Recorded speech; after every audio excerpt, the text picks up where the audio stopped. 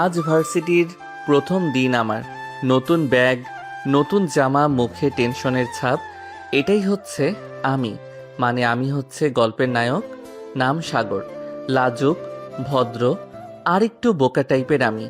নিজের প্রশংসা নিজে করতে খুব ভালো লাগে, কিন্তু এত মস্ত বড় গেটের সামনে দাঁড়িয়ে আছি। আব্বু তো বলেছিল যে এই ভার্সিটির ভিতরে প্রবেশ করলে নাকি আমি অনেক বড় হয়ে যাব, কিন্তু এই গেট পার হতেই তো আমার পেট গুড়গুড় করা শুরু করছে। এইসব মনে মনে বলতেছে সাগর, আর এক পা দু পা করে সামনের দিকে এগিয়ে যাইতেছে। হঠাৎ গাছতলা থেকে তিনজন ছেলে সাগরকে ডাক দিয়ে বলতে লাগলো। এই ভাই থামেন, আপনাকে দেখে তো নতুন নতুন লাগতেছে। সাগর কিছুটা ভয় পেয়ে আমতা আমতা করতে লাগলো।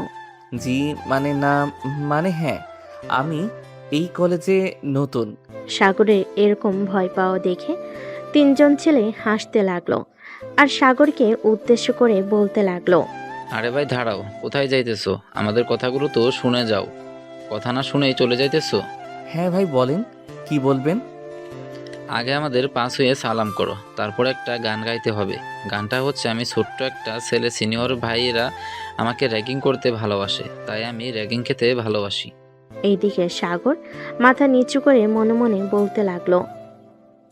আমাকে তো এইগুলো আব্বু বলে দেয় নাই আসার সময়, ওরা আমাকে এগুলো বলতেছে কেন? সাগর কিছু বলতে যাবে এমন সময় পিছন থেকে একটা মেয়ে বলে উঠল। কিরে শিমুল, নয়ন, রাফি, তোদেরকে না বারণ করেছি নতুন যারা আসবে তাদেরকে র্যাগিং না করার জন্য? তাহলে এই ছেলেটাকে র্যাগিং করছিস কেন তোরা? নদী আপু, আমরা এই ছেলেটাকে র্যাগিং করতেছি না, তাকে এই কলেজের নিয়মকানুন বুঝিয়ে দিতেছি, যাতে সে এই কলেজে যদি বিপদে পড়ে তাহলে তোমার কাছে আসার জন্য। এইসব কিছু বুঝছিস তো? ভাই আপনি এত মিথ্যা কথা বলেন কেন? আপু, এই তিনজন ছেলে আমাকে র্যাগিং করেছিল, কিন্তু র্যাগিং করার আগে আপনি চলে এসেছেন। আরে ভাই, মিথ্যা কথা বলছিস কেন? তোরে 10 টাকার চকলেট এনে খাওয়াবো, মিথ্যা কথা বলিস না, যা এখান থেকে। সাগর চলে যেতে যাবে এমন সময় নদী সাগরকে ডাক দিয়ে বলতে লাগলো। এই ছেলে এখানে দাঁড়া, কোথায় যেতেছিস? আমার সাথে এখনো কথা শেষ হয় নাই। আমার কথা শেষ হবে, এরপর তুই এখান থেকে যেতে পারবি। সাগর আবারও পিছনে ফিরে দাঁড়ালো। এইদিকে নদী শিমুলের গালে ঠাস করে জ্বর মেরে বলতে লাগলো। তোকে কে বারবার বারণ করেছি? তোদেরকে বারবার বারণ করেছি তোরা র্যাগিং করবি না, তবুও র্যাগিং করছিস। সেটার জন্য আজকে বেশি কিছু করলাম না, জাস্ট তোকে একটা চর মারলাম, আর বাকি দুইজন আশা করি ঠিক হয়ে যাবি। আর এই ছেলে, তোমাকে দেখে তো মনে হচ্ছে বেশ ভালোই, পোশাক আশাক খুব ভালো, এরকম হাবা গোবা ভাবে থাকো কেন? আসলে আপু, আমি তো এই কলেজে নতুন, আর আমার আব্বু বলে দিয়েছে যে কলেজে ঢুকলে নাকি আমি অনেক বড় হয়ে যাব। আরে বেটা, কলেজে মানুষ এসে স্মার্ট হয়, বড় হয় না। আর বড় হয় ক্লাসের দিক দিয়ে। তুই যেই বড় হওয়ার কথা বলতেছিস, এটা বড় হওয়া না। তোর আব্বু বলেছে ক্লাসের দিক দিয়ে বড় হবি, কিন্তু তুই মনে হয় উল্টো ভেবেছিস। এখন ক্লাসে যা, পরে আবার যদি তোর সাথে দেখা হয় তাহলে তোর সকল ডিটেলস জেনে নিব। সাগর ওইখান থেকে হাঁটতে হাঁটতে চলে আসলো ক্লাসরুমে। ভিতরে প্রবেশ করতেই কয়েকজন ছেলে এবং মেয়ে সাগরকে ঘিরে ধরলো আর বলতে লাগলো। এই ছেলে, তোকে এতক্ষণ দাঁড়া করিয়ে রেখে ওই নদী মেয়েটা কি বলেছিল তোকে? কিন্তু আমি তো আগের মতো আছি, একটু তো বড় হই নাই, তেমন কিছু বলে নাই তো। আর সে তো আমার গার্লফ্রেন্ড, আমাকে আবার কি বলবে? কি? তুই নদী আপুর বয়ফ্রেন্ড? আর নদী আপু আমাদের সকলকে বলে বেড়ায় উনি সিঙ্গেল। দাঁড়া, ক্লাস শেষ হোক, এরপর নদী আপুকে ধরতেছি। সাগর চুপচাপ একেবারে পিছনে বেঞ্চে গিয়ে বসে পড়ল। বেশ কয়েকটা ক্লাস শেষ হতেই ক্লাসের সকল ছেলেমেয়েরা চলে আসলো নদীর কাছে। সবাইকে একসাথে আসতে দেখে নদী বলতে লাগলো। কি ব্যাপার, তোমরা সবাই একসাথে এখানে এসেছো? কোনো সমস্যা হয়েছে নাকি? সমস্যা হয়েছে মানে অনেক বড় সমস্যা হয়েছে। আপনি আমাদেরকে কলেজে প্রেম করতে দেন না, আর নিচে অথচ প্রেম করে বেড়াচ্ছেন, তাও আবার জুনিয়র ছেলের সাথে। মানে কি সব আবল তাবল বলতেছো তোমরা? আমি প্রেম করে বেড়াচ্ছি মানে? আমি প্রেম করলে তো আমার ফ্রেন্ড সার্কেলের সবাই জানতো। কিরে, তোরা চুপ করে আছিস কেন বল? মারিয়া এবং বাকি সবাইকে উদ্দেশ্য করে বলতেছি, নদী রিলেশন করে না। রিলেশন করলে আমরা অবশ্যই জানতাম। আর তোমরা জানতে, যেহেতু নদী এই কলেজের একজন মেয়ে লিডার। তাহলে ওই ছেলেটা বললো কেন যে নদী আপু ওই ছেলেটার গার্লফ্রেন্ড? কেউ তো আর ইচ্ছে করে নিজের পায়ে কুড়াল মারবে না। নিশ্চয়ই নদী আপু রিলেশন করে, তা না হলে ছেলেটা বলতো না। কোন ছেলেটা বলেছে? তাকে নিয়ে আসো তো এখানে, আমিও দেখতে চাই তার কত বড় কলিজা। সে আমাকে বলে আমি নাকি তার গার্লফ্রেন্ড।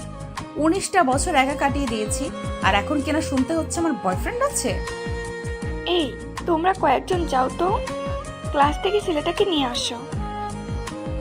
কয়েকজন ছেলে মেয়ে চলে আসলো ক্লাসরুমে। এসে দেখে সাগর চুপচাপ বসে চকলেট খাচ্ছে আর ফোন টিপতেছে। সাগরকে দেখে একজন ছেলে বলতে লাগলো, এই ছেলে, চল আমাদের সাথে। নদী আপু তোকে ডেকেছে আজকে, তোর হাড়গুড্ডি ভেঙে ফেলবে। আরে ভাই, এসব কি বলতেছেন? নদীতে পড়ে গেলে তো মানুষ মারা যায়, আর আপনি বলতেছেন নদী আমার হাড্ডি গুড্ডি ভেঙে ফেলবে? এটা কিভাবে সম্ভব? আরে বেটা, এটা সেই নদী না, এটা হচ্ছে একটা মেয়ে, তার নাম হচ্ছে নদী। চল আমাদের সাথে, উনি বাহিরে বসে আছে, তোর জন্য অপেক্ষা করছে। সাগরকে নিয়ে সবাই চলে আসলো বাহিরে। নদীর সামনে এসে দাঁড়াতেই নদী বলতে লাগলো, কিন্তু তুই সেই ছেলেটা না? আজকে নতুন কলেজে এসেছিস? হ্যাঁ, আমি সেই ছেলেটা। আজকে নতুন কলেজে এসেছি। আপনি নাকি আমাকে ডেকেছেন? হ্যাঁ, আমি তোকে ডেকেছি। তুই সবাইকে কি বলে বেড়াচ্ছিস? আমি নাকি তোর গার্লফ্রেন্ড? তুই নাকি এইসব বলতেছিস সবাইকে? আরে আপু, ওরা আমার পুরো কথা না শুনেই আগে আগে বলা শুরু করে দিয়েছিল যে আপনি আমার গার্লফ্রেন্ড। পরে আর আমি বাকি কথা বলতে পারি নাই। বাকি কথাটা কি সবার সামনে বল, আর আমার কাছে মাফ চা। এই পিচ্চি ছেলে, তুমি তো ক্যান্টিনে কাজ করো, তাই না? নদী আপু তোমার কাছে চা চাইতেছে, যাও চা নিয়ে আসো। ওরে বলদের বাচ্চা, চা আনতে বলি নাই, মাফ চাইতে বলছি। তাড়াতাড়ি মাফ চা। আরে, আপনি আবারও চা চাইতেছেন? এই দাঁড়িয়ে আছিস কেন? যা তাড়াতাড়ি চা নিয়ে আয়। এবার নদী কিছুটা রেগে গিয়ে সাগরের শার্টের কলার টেনে ধরে সাগরের মুখটা তার সামনে নিয়ে বলতে লাগলো, আমি কি তোর বউ নাকি যে আমার সাথে মস্করা করতেছিস তুই? এটা বলতে না বলতেই সাগর নদীকে জড়িয়ে ধরে নদীর ঠোঁটের সাথে তার ঠোঁট একত্রিত করে কামড়ে ধরল। এদিকে বাকি সবাই তো পুরাই অবাক। নদী সাগরকে সরানোর চেষ্টা করতেছে, কিন্তু সাগর সরতেছে না। বেশ কিছুক্ষণ এভাবে থাকার পর সাগর ছেড়ে দিল। নদী ছাড়া পেয়ে সাগরের সামনে এসে ঠাস ঠাস করে সাগরের গালে কয়েকটা চড় বসিয়ে দিল আর বলতে লাগলো, তোর মতো লুচ্চা ছেলেকে আমি যদি 1 মিনিটের মধ্যে এই কলেজ থেকে না বের করেছি, তাহলে আমার নাম নদী না। 1 মিনিট? ঠিক আছে, আমি ঘড়ির টাইম গুনতেছি। জাস্ট 1 মিনিট পার হয়ে গেলে পরে কিন্তু আমাকে আর বের করতে পারবেন না। আপনার টাইম শুরু হয়েছে। এই বলে সাগর টাইম গুনতে লাগলো। এদিকে নদী সাগরের টাইম গোনা দেখে আরো রেগে গেল আর বলতে লাগলো, তোর টাইম গোনা বের করতেছি, দাঁড়া তুই এখানে। এবার সাগর নদীর মুখে তাকিয়ে দেখে নদীর মুখ পুরো লাল হয়ে গেছে। এটা দেখে সাগর এক দৌড়ে চলে আসলো কলেজের বাহিরে। পিছনে তাকিয়ে দেখে নদী তার পিছন করতেছে। এটা দেখে সাগর দৌড়াতে দৌড়াতে অলিগলি দিয়ে চলে আসলো তার বাড়িতে। দরজার সামনে দাঁড়িয়ে কুকুরের মতো হাঁপাচ্ছে আর মনে মনে বলতেছে, যাক, আমাকে তো আর কেউ বোকাশোকা বলতে পারবে না। এখন তো আমি কলেজের লেডি ডনকে লিপ কিস করেছি, কালকে জানি কি হয়। থাক, কালকে আর কলেজে যাব না, কালকের পরের দিন যাব। এখন রুমে গিয়ে একটু বিশ্রাম নেই। এক দৌড়ে 1 কিলোমিটার পথ এসেছি, আল্লাহ বাঁচাইছে আমারে। এই বলে সাগর বাড়ি কলিং বেল দিল। বেশ কিছুক্ষণ পর সাগরের আম্মু এসে দরজা খুলে দিল আর বলতে লাগলো, সাগরের আম্মু, নায়কের আম্মু। কি রে সাগর, আজকে কি তোর ক্লাস শেষ নাকি? এত তাড়াতাড়ি চলে আসলি যে? আম্মু, তুমি জানো না তোমার ছেলে পড়ালেখায় পিএইচডি করেছে। স্যার আমাকে দেখেই ছুটি দিয়ে দিছে আধা ঘন্টা পড়িয়ে। তাই তো আমি তাড়াতাড়ি চলে এসেছি। আর স্যার বলেছে যে কালকে না যাওয়ার জন্য। কালকে নাকি আমার ছুটি। স্যারেরা তো কখনোই এসব বলে না। নিশ্চয়ই তুই কিছু করেছিস, তাই তো এসব বলেছে। আচ্ছা যা, এখন ফ্রেশ হয়ে আয়, আমি টেবিলে খাবার রেডি করতেছি। সাগর কিছু না বলে চলে গেল তার রুমে। এইদিকে নদী বসে আছে গাছতলায় আর রাগে সাপের মতো ফুসফুস করতেছে। এইদিকে মারিয়া অনেক বোঝানোর চেষ্টা করতেছে নদীকে, কিন্তু নদীর মাথা এখনো পুরাই গরম। দেখ মারিয়া, আমাকে বিরক্ত করবি না, এখান থেকে চলে যা।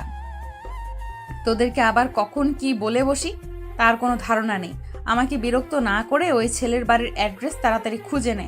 আমাকে লিপ কিস করেছে, আজ পর্যন্ত এই নদীর গায়ে কেউ হাত দিতে পারে নাই, সেইখানে কিনা এই ছেলে আমাকে লিপ কিস করেছে। তার তো একটা শাস্তি হবেই হবে। আচ্ছা তুই শান্ত হয়ে এখানে বস, আমি দেখি প্রিন্সিপাল স্যার তার কেবিনে আছে নাকি। যদি থাকে তাহলে আমি ওই সাগরের বাড়ির ঠিকানা বের করতেছি। এই বলে মারিয়া চলে গেল প্রিন্সিপাল স্যারের কেবিনে। গিয়ে দেখে প্রিন্সিপাল স্যার বসে বসে আরো কয়েকজন স্যারের সাথে কথা বলতেছে। মারিয়াকে দেখে বলতে লাগলো, কি ব্যাপার মারিয়া, হঠাৎ তুমি আমার কেবিনে? নদীর কিছু হয়েছে নাকি? না স্যার, নদীর কিছু হয় নাই। নদী একদম পুরোপুরি সুস্থ আছে। আপনার কাছে একটা ইনফরমেশন চাইতে এসেছি। আমাদের কলেজে যে নতুন একটা ছেলে ভর্তি হয়েছে, নাম হচ্ছে সাগর, তার বাড়ির ঠিকানাটা একটু দেন তো। ঠিকানা দিব কিভাবে? ছেলেটা তো ঠিকানার জায়গায় কোনো কিছুই লেখে নাই, আর আমি একটু কলেজে ব্যস্ত ছিলাম, তাই আর চেষ্টা করতে পারি নাই। কাগজপত্রগুলো আমার কাছে দেন তো, আমি একবার দেখি। কোনো না কোনো ইনফরমেশন তো পাবো, হয়তো নাম্বার বা বাড়ির অ্যাড্রেস। প্রিন্সিপাল স্যার মারিয়ার কেবিনে সাগরের কাগজগুলো দিতেই মারিয়া সাগরের ফোন নাম্বার পেল। ফোন নাম্বারটা নিয়ে মারিয়া চলে আসলো নদীর কাছে, এসে বলতে লাগলো, নদী, সাগরের ফর্মে কোনো অ্যাড্রেস ছিল না, তবে এই নাম্বারটা পেলাম। ফোন দিব নাকি? ফোন দিব না কি করব, আবার জিজ্ঞেস করতেছিস? তাড়াতাড়ি ফোন দে, দেখ কি রিসিভ করে। যদি ওর আম্মু বা আব্বু রিসিভ করে তাহলে বাড়ির ঠিকানাটা কোনোভাবে নেই, তারপর তার বিচার আমি করতেছি। মারিয়া ওই নাম্বারে ফোন দিতেই সাগর কলটা রিসিভ করলো, কানে কাছে নিয়ে এলো। তখন ওই পাশ থেকে নদী বলতে লাগলো, এই কুত্তার বাচ্চা, তোর যদি সাহস থাকে তাহলে তুই এক্ষুনি কলেজ মাঠে আয়। আমি তোকে দেখতে চাই, তোর কত বড় সাহস, তুই আমাকে লিপ কিস করেছিস। আমার তো মাথায় এখন আগুন ধরতেছে। মিস নদী, আমি তো আপনার মাথায় আগুন ধরানোর জন্য ওই কলেজে ভর্তি হয়েছি। আর আমাকে বলেছিলেন কি আমি হাবাগোবা? দেখেছেন তো এই হাবাগোবা ছেলেটা কি করতে পারে আপনার। কালকে আমি কলেজে যাব না, আপনি দেখি কি করতে পারেন আমাকে। আমার বাড়ির ঠিকানা পেলেন না, আপনি কিভাবে আমাকে বের করবেন? তোকে বের করার সময় লাগবে না বেশি, এখন ফোন রাখ, রাতের ভেতরে তোকে আমার কাছে নিয়ে আসব, এরপর তোকে তোর প্রাপ্য শাস্তি দিব। এই বলে নদী কলটা কেটে দিয়ে মারিয়ার কাছ থেকে বিদায় নিয়ে চলে আসলো তার বাসায়। কলিং বেল দিতেই তার আম্মু এসে দরজা খুলে দিল।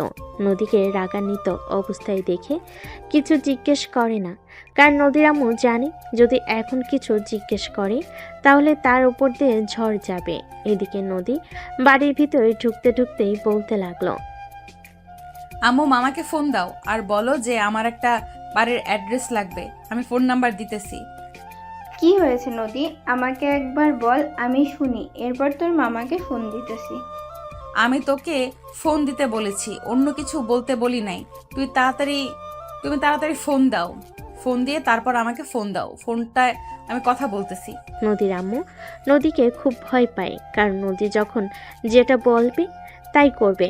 এখন সে বলেছে তার মাম্মাকে ফোন দেওয়ার জন্য, তার মানে তার মামাকে ফোন দিতে হবে, না হলে নদী অনেক রেগে যাবে।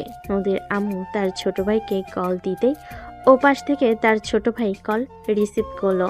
এইদিকে নদী ফোনটা হাতে নিয়ে বলতে লাগলো, হ্যালো মামা, আমার একটা বাড়ির অ্যাড্রেস বা একটা ছেলেকে চাই, এনে দিতে পারবে?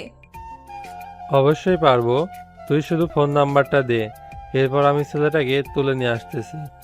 ঠিক আছে, ছেলেটাকে তুলে নিয়ে আসবে, তবে একটা কথা, তুমি পুলিশের ড্রেস পরে যাবে না। পুলিশের ড্রেস পরে গেলে ছেলেটা আসবে না। তুই কোনো চিন্তা করিস না, তুই শুধু দেখ আমি ছেলেটাকে কিভাবে তুলে নিয়ে আসি। তুই নাম্বারটা দে, ছেলেটাকে নিয়ে আসার পর আমি তোকে ফোন দিয়ে জানাবো। ঠিক আছে মামা, এখন তাহলে ফোন রাখলাম, আর যত তাড়াতাড়ি পারো তাকে তুলে নিয়ে আসো। এই বলে নদী কলটা কেটে দিল। এদিকে নদীর মামা মুক্তার নাম্বারটা তুলে কল দিল সাগরকে। বেশ কিছুক্ষণ পর সাগর কলটা রিসিভ করে বলতে লাগলো, আসসালামু আলাইকুম, কে বলতেছেন? আসসালামু আলাইকুম, আমি থানা থেকে মুক্তার বলছিলাম। আপনার নাম তো সাগর, তাই না? জি, আমার নাম সাগর। কেন, কি হয়েছে? আর থানা থেকে হঠাৎ ফোন আসলো কেন?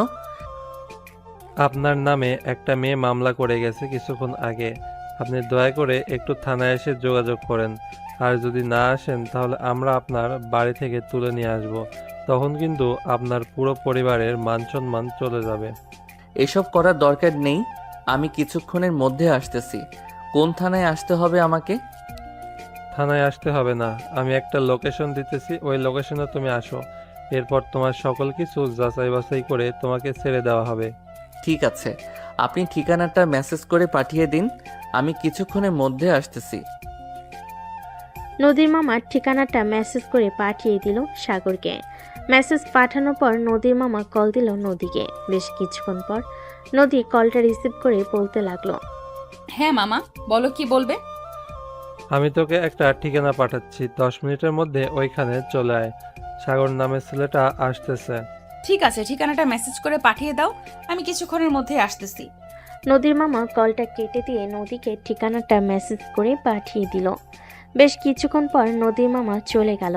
ওইখানে গিয়ে দেখে তার মামা দাঁড়িয়ে আছে পুলিশের গাড়ি নিয়ে। নদী তার মামাকে উদ্দেশ্য করে বলতে লাগলো, মামা, সাগর কি এখনো আসে নাই? না, সাগর এখনো আসে নাই। তুই গাড়িতে বস, কিছুক্ষণের মধ্যে চলে আসবে। নদী গাড়িতে বসে ফোন টিপতে লাগলো। বেশ কিছুক্ষণ পর সাগর আসলো। গাড়ির সামনে এসে দাঁড়াতেই নদীর মামা সাগরকে উদ্দেশ্য করে বলতে লাগলো, গাড়ির ভিতরে বসো, এরপর তোমার সাথে কথা বলতেছি। সাগর গাড়ির ভিতরে ঢুকে বসে পড়তে সামনের দিকে তাকিয়ে দেখে নদী বসে আছে। নদীকে দেখে কিছুটা ভয় পেয়ে সাগর বলতে লাগলো, আপু, আপনি এখানে কি করেন? আমি এখানে কি করি তোকে না হয় কিছুক্ষণ পর বলতেছি। আমি এখানে কি করি, আগে তোর তেলগুলো মজিয়ে নেই। মামা, তুমি গাড়ি থেকে কিছুটা দূরে গিয়ে দাঁড়াও, আমি ওর একটা ব্যবস্থা করে এরপর তোমাকে ডাক দিতেছি। ঠিক আছে, তুই তোর কাজ কর, আমি দোকান থেকে 1 কাপ চা খেয়ে আসতেছি। নদীর মামা এখান থেকে চলে গেল চায়ের দোকানে। এইদিকে নদী গাড়ির গ্লাসগুলো উঠিয়ে দিয়ে সাগরের সামনে এসে বসলো আর বলতে লাগলো, কে যেন বলেছিলি আমি তোর গার্লফ্রেন্ড? যা, মেনে নিলাম আমি তোর গার্লফ্রেন্ড। এখন আমার কথা শোন, গার্লফ্রেন্ড হয়েছি বলে কি আমার ঠোঁটের সাথে তোর ঠোঁট একত্রিত করে লিপকিস করতে হবে? লিপ কিস করবো না তো কি করব? আপনার এত সুন্দর ঠোঁট কাছে পেয়ে ছেড়ে দিব নাকি?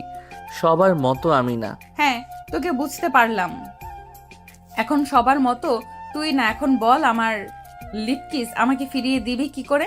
মামা দোকানে গেছে, 10 মিনিট সময় দিলাম, আমার লিপকিস আমাকে ফিরিয়ে দে। আর আমাকে জড়িয়ে ধরেছিস, সেটার জন্য তোকে শাস্তি পেতে হবে, অনেক বড় শাস্তি পেতে হবে। সবার আগে আমার লিপকিস ফিরিয়ে দে। লিপ কিস করেছি, লিপ কিস আবার ফিরিয়ে দেওয়া যায় নাকি? আমি লিপ কিস ফিরিয়ে দিতে পারবো না, এসব ফিরিয়ে দেওয়া যায় না। আপনাকে জড়িয়ে ধরেছি, এটা শাস্তি দিতে পারেন, আর সাথে কিস করেছি, এটা শাস্তিও দিতে পারেন। তুই আগে আমার লিপকিস ফিরিয়ে দে, এরপর তোকে জড়িয়ে ধরার শাস্তি দিতেছি। আগে জড়িয়ে ধরার শাস্তিটা দেন, এরপর আমি লিপ কিস ফিরিয়ে দেওয়ার চিন্তা ভাবনা করতেছি। ততক্ষণে আপনি জড়িয়ে ধরার শাস্তিটা দিয়ে দেন। নদী তার ব্যাগ থেকে একটা লোহার আর তার কাটা একটা মেস বের করে তার কাটা গরম করতে লাগলো।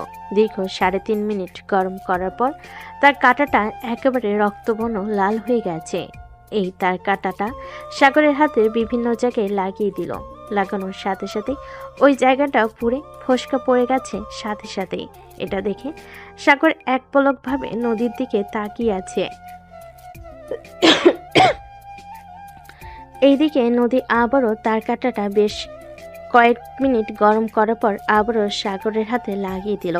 এইভাবে 2 হাতে পুরো বিভিন্ন জায়গায় লাল বানিয়ে ফেলেছে আর ফোসকা পড়ে গেছে। নদী সাগরের 2 গাল খামচে ধরল।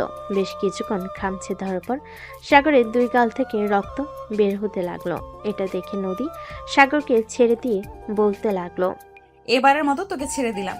আর ভুলেও কিন্তু ওই কলেজে কারোর সাথে এরকম ব্যবহার করিস না। যদি এরকম ব্যবহার করিস তাহলে বুঝতেই পারছিস, আমার সাথে যদি এতটুকু ব্যবহারের কারণে আমি এতটুকু করতে পারি, অন্য কারোর সাথে করলে আমি কি করতে পারি তা তোর ধারণা হয়ে গেছে আশা করি। এখন যা। সাগর গাড়ি থেকে নেমে হাঁটা দিল বাড়ির উদ্দেশ্যে। বেশ কিছুক্ষণ হাঁটতে হাঁটতে সাগর চলে আসলো বাড়িতে। মুখে একটা মাস্ক পরে নিয়ে কলিং বেলটা বাজালো। বেশ কিছুক্ষণ পর সাগরের ছোট বোন এসে দরজা খুলে দিয়ে বলতে লাগলো, কি ব্যাপার ভাইয়া, হঠাৎ তুমি মুখে মাস্ক পরে এসেছো? কোনো সমস্যা হয়েছে নাকি? আরে কি সমস্যা হবে? কোনো সমস্যা হয় নাই। রাস্তায় অনেক ধুলাবালি পড়েছে তো, এটার জন্য মাস্ক পরেছিলাম। আচ্ছা, আমি এখন রুমে গেলাম। আমাকে ডাক দিস না রাতে, আমি খাবার খাবো না। যদি ক্ষুধা লাগে তাহলে আমি তোকে বলবো নে, তুই খাবার এনে দিয়ে যাস আমার রুমে। ঠিক আছে ভাইয়া, যাও তাহলে তুমি তোমার রুমে যাও। আর কিছু লাগলে আমাকে বলবে, কেমন? আম্মু একটু মামাদের বাসায় গেছে, বলেছে যে সন্ধ্যার দিকে চলে আসবে। সাগর কিছু না বলে চলে আসলো তার রুমে। দরজাটা লাগিয়ে দিয়ে তাড়াতাড়ি করে শার্টটা খুলে ফেলতেই দেখতে পেল পুরো শরীরে দাগ বসে গেছে এবং ফোসকা পড়ে গেছে।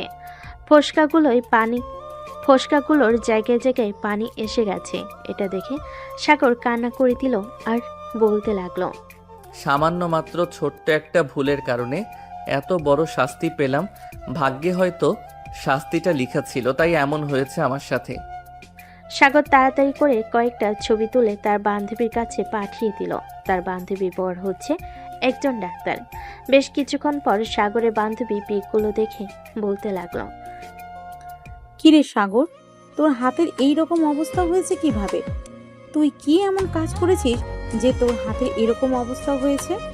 আর বলিস না, বাড়িতে একটু কাজ করছিলাম তো হঠাৎ চুলায় বাড়ি মারতেই এই রকম অবস্থা হয়েছে।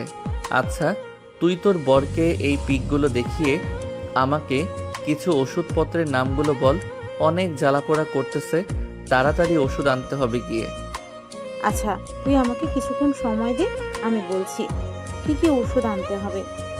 সাগরের বান্ধবী বেশ কিছুক্ষণ পর ওষুধের নাম পাঠিয়ে দিল। এইদিকে সাগর ওষুধের নামগুলো একটা কাগজে লিখে তার বন্ধু রাকিবের ফোনে ছবিটা পাঠিয়ে বলতে লাগলো, হ্যালো রাকিব, এই ওষুধগুলো আমাকে এনে দে তো। আমি তোর বিকাশে 2000 টাকা পাঠাচ্ছি। যদি আরও বেশি টাকা লাগে তাহলে তোর কাছে থাকলে দিয়ে নিয়ে আসিস। পরে বাসায় আসলে আমি তোকে পাঠিয়ে দিব নে। আর ওষুধগুলো তোর কলেজ ব্যাগের ভিতরে ভরে এরপর নিয়ে আসবি, যাতে বাড়ির কেউ না দেখে। হঠাৎ এই ওষুধগুলো কি কাজে লাগবে? আর তোর কি হয়েছে যে এত ভয় পাচ্ছিস আর এইরকমভাবে কথা বলতেছিস? আরে কিছু হয় নাই, আর কই ভয় পাচ্ছি। তুই ওষুধগুলো এনে দে, আমায় একটু দরকার আছে। আচ্ছা, আমি এনে দিব নে।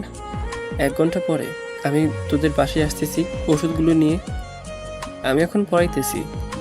আচ্ছা, তুই ওষুধগুলো কেনার পর আমাকে একবার ফোন দিস। ঠিক আছে, ফোন দিব নে। এখন ফোন রাখলাম। সাগর কলটা কেটে দিয়ে বিছানায় শুয়ে শুয়ে ফোন টিপতে লাগলো। এদিকে নদী বাসায় এসে তার রুমে বসে কল দিল তার বান্ধবী মারিয়াকে আর বলতে লাগলো, তোর ফোনে একটা ভিডিও পাঠিয়েছি, ভিডিওটা দেখ, কেমন হয়েছে আমাকে জানা। আচ্ছা, আমি জানাইতেছি। মারিয়া কলটা কেটে দিয়ে ভিডিওটা দেখে পুরো অবাক হয়ে গেল আর সাথে সাথে ফোন দিল নদীকে। এদিকে নদী কলটা রিসিভ করে বলতে লাগলো, দেখেছিস ভিডিওটা কেমন হয়েছে বল? এটা একদম তুই ঠিক করিস নাই। জানিস তোর এটার কারণে ছেলেটার কি হতে পারে? আরে কোনো কিছুই হবে না, ওর মতো কত ছেলেকে আমি এরকম করেছি। সব ছেলে একদম ঠিকঠাক আছে, সেও ঠিকঠাক থাকবে। দেখে নিস, কালকে কলেজে যাবে। তোর সাথে এখন আমার কথা বলতে ইচ্ছে করতেছে না, ফোন রাখ। এই বলে মারিয়া কলটা কেটে দিল।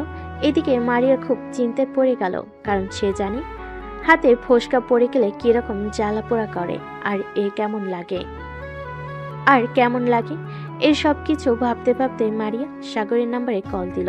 এদিকে সাগর অজানা নাম্বার দেখে কলটা রিসিভ করলো না, কারণ আবার যদি কোনো সমস্যায় পড়ে এটার জন্য। বেশ কয়েকবার মারিয়া নাম্বারে কল দেওয়া বেশ কয়েকবার মারিয়া সাগরের নাম্বারে কল দিল, কিন্তু সাগর একবারও কল রিসিভ করলো না। দীর্ঘ 1 ঘন্টা পর রাকিব সবগুলো ওষুধ নিয়ে চলে আসলো সাগরের রুমে। দরজায় কয়েকবার টুকা দিতে ভিতর থেকে সাগর বলতে লাগলো। সে এসেছে। আরে শালা, আমি এসেছি, দরজা খোল। সাগর দরজা খুলে তাড়াতাড়ি করে রাকিবকে রুমের ভিতরে ঢুকিয়ে নিল আর সাথে সাথে দরজাটা আটকে দিল। রাকিব সাগরের মুখের দিকে তাকিয়ে অবাক হয়ে রইল আর বলতে লাগলো, কিরে সাগর, তোর মুখের এরকম অবস্থা কেন? তোর মুখের এরকম অবস্থা কে করেছে? সেসব না হয় পরে জানতে পারবি, এখন এক কাজ কর, মলমগুলো আমার হাতে লাগিয়ে দে। এই বলে সাগর তার শার্ট পুরোটা খুলে ফেলতে রাকিব আরো অবাক হয়ে গেল আর হাতের দিকে তাকিয়ে রাকিব বারবার সাগরকে জিজ্ঞেস করতেছে এরকম কিভাবে হয়েছে, কিন্তু সাগর কোনো কিছুর উত্তর দিতেছে না। সবকিছু লাগানো শেষ হয়ে যেতেই সাগর রাকিবকে উদ্দেশ্য করে বলতে লাগলো, শোন, তুই এখন বাসায় চলে যা, আর আমার কি হয়েছে এটা কাউকে বলবি না। যদি নিচে আম্মু আব্বু বা সাইমা যদি জিজ্ঞেস করে কি হয়েছে আমার, তাহলে বলবি কিছু হয় নাই। তোর ট্রিটমেন্ট দরকার। ট্রিটমেন্ট না পাইলে এগুলো অনেক সমস্যা করবে। চল, তোকে ডাক্তারের কাছে নিয়ে যাই। আর এই ওষুধগুলো কে দিয়েছে? এইগুলো আমাদের বেস্ট ফ্রেন্ড আয়না আছে না, তার জামাই তো একজন ডাক্তার, তার জামাই দিয়েছে। ও আচ্ছা, তাহলে 2-3 দিন এইগুলো ব্যবহার কর, দেখি কি পর্যায়ে যায়। যদি ভালো না হয় তাহলে তোকে ভালো একটা ডাক্তারের কাছে নিয়ে যেতে হবে। আর তুই এই 2-3 দিন কলেজে যাওয়ার দরকার নেই। আমি না হয় আন্টিকে বলবো না, কলেজে ক্লাস হয় না, এটার জন্য কেউ কলেজে যায় না। না, আমাকে বাড়ি থেকে বের হয়ে যেতে হবে সকালবেলা, না হলে সারাদিন ঘরে বসে থাকলে আম্মু টের পেয়ে যাবে আমার কিছু হয়েছে। সারাদিন না হয় কলেজে না গিয়ে ঘোরাঘুরি করব, এরপর বিকেলবেলা বাড়িতে চলে আসব। ঠিক আছে, তোর কাছে যেটা ভালো মনে হয় ওইটাই করব। এখন তাহলে আমি যাই, আর যদি কিছু প্রয়োজন হয় তাহলে আমাকে ফোন দিবি। ঠিক আছে, তুই যা তাহলে। তোর যদি কিছু প্রয়োজন হয় তাহলে আমি তোকে সাথে সাথে ফোন দিব। রাকিব চলে যেতে সাগর আবার আগের মতো করে দরজা আটকে দিয়ে বিছানায় শুয়ে রইল। কখন যে ঘুমিয়ে গেছে খেয়াল নেই তার। এদিকে নদী সোফায় বসে টিভি দেখতে দেখতে তার আম্মুকে উদ্দেশ্য করে বলতে লাগলো, আম্মু, তোমাকে একটা ভিডিও দেখাচ্ছি, ভিডিওটা দেখে বলো তো কেমন হয়েছে ভিডিওটা। ঠিক আছে, দেখা ভিডিওটা, দেখি কি ভিডিও দেখাবি। নদীর আম্মু ভিডিওটা দেখে পুরো অবাক হয়ে গেল। তার মেয়ে যে এতটা নিচে নামতে পারে উনি ভাবতেই পারে নাই। নদীর আম্মু বসে থেকে উঠে দাঁড়ালো, ফোনটা ছুঁড়ে মেরে বলতে লাগলো, তোর মতো মেয়েকে জন্ম দিয়ে আমি পাপ করেছি। তুই ছেলেটার কি অবস্থা করেছিস একবার দেখেছিস? এতে ছেলেটার কত বড় ক্ষতি হতে পারে। এখন যদি এই ছেলেটার একটা দুর্ঘটনা ঘটে যায় তাহলে এটার দায়ভার কে নেবে? তোর মামা কোথায় ছিল? তিনি এসব দেখে নাই তুই যখন এসব করেছিলি? না মামা, দেখা হয় নাই। তার মামা দেখলেও মামা কিছু করবে না আমাকে। আর তুমি আমার ফোন এভাবে ছুঁড়ে ফেলে দিয়েছো কেন? তুই আমার বাড়ি থেকে এখনই বের হয়ে যা। তোর মতো মেয়ের এই বাড়িতে জায়গা নেই। আম্মু, কি বলতেছো এসব তুমি? ভিডিওটা দেখে মনে হয় তুমি পাগল হয়ে গেছো, উল্টাপাল্টা বকাবকি শুরু করে দিয়েছো। আমি উল্টাপাল্টা বকা শুরু করে দেই নাই। তোকে যেটা বলেছি সেটা কর। তুই এখনই এ বাড়ি থেকে বের হয়ে যা। আমি বের হব না। এ বলে নদী সোফা থেকে উঠে ফোনটা নিয়ে নিচে চলে আসলো তার রুমে।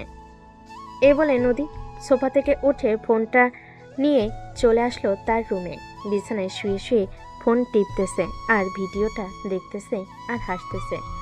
দেখতে দেখতে সন্ধ্যা পার হয়ে রাত হয়ে গেল। সাগর তার রুমে বসে আছে, এমন সময় দরজায় নক দিল।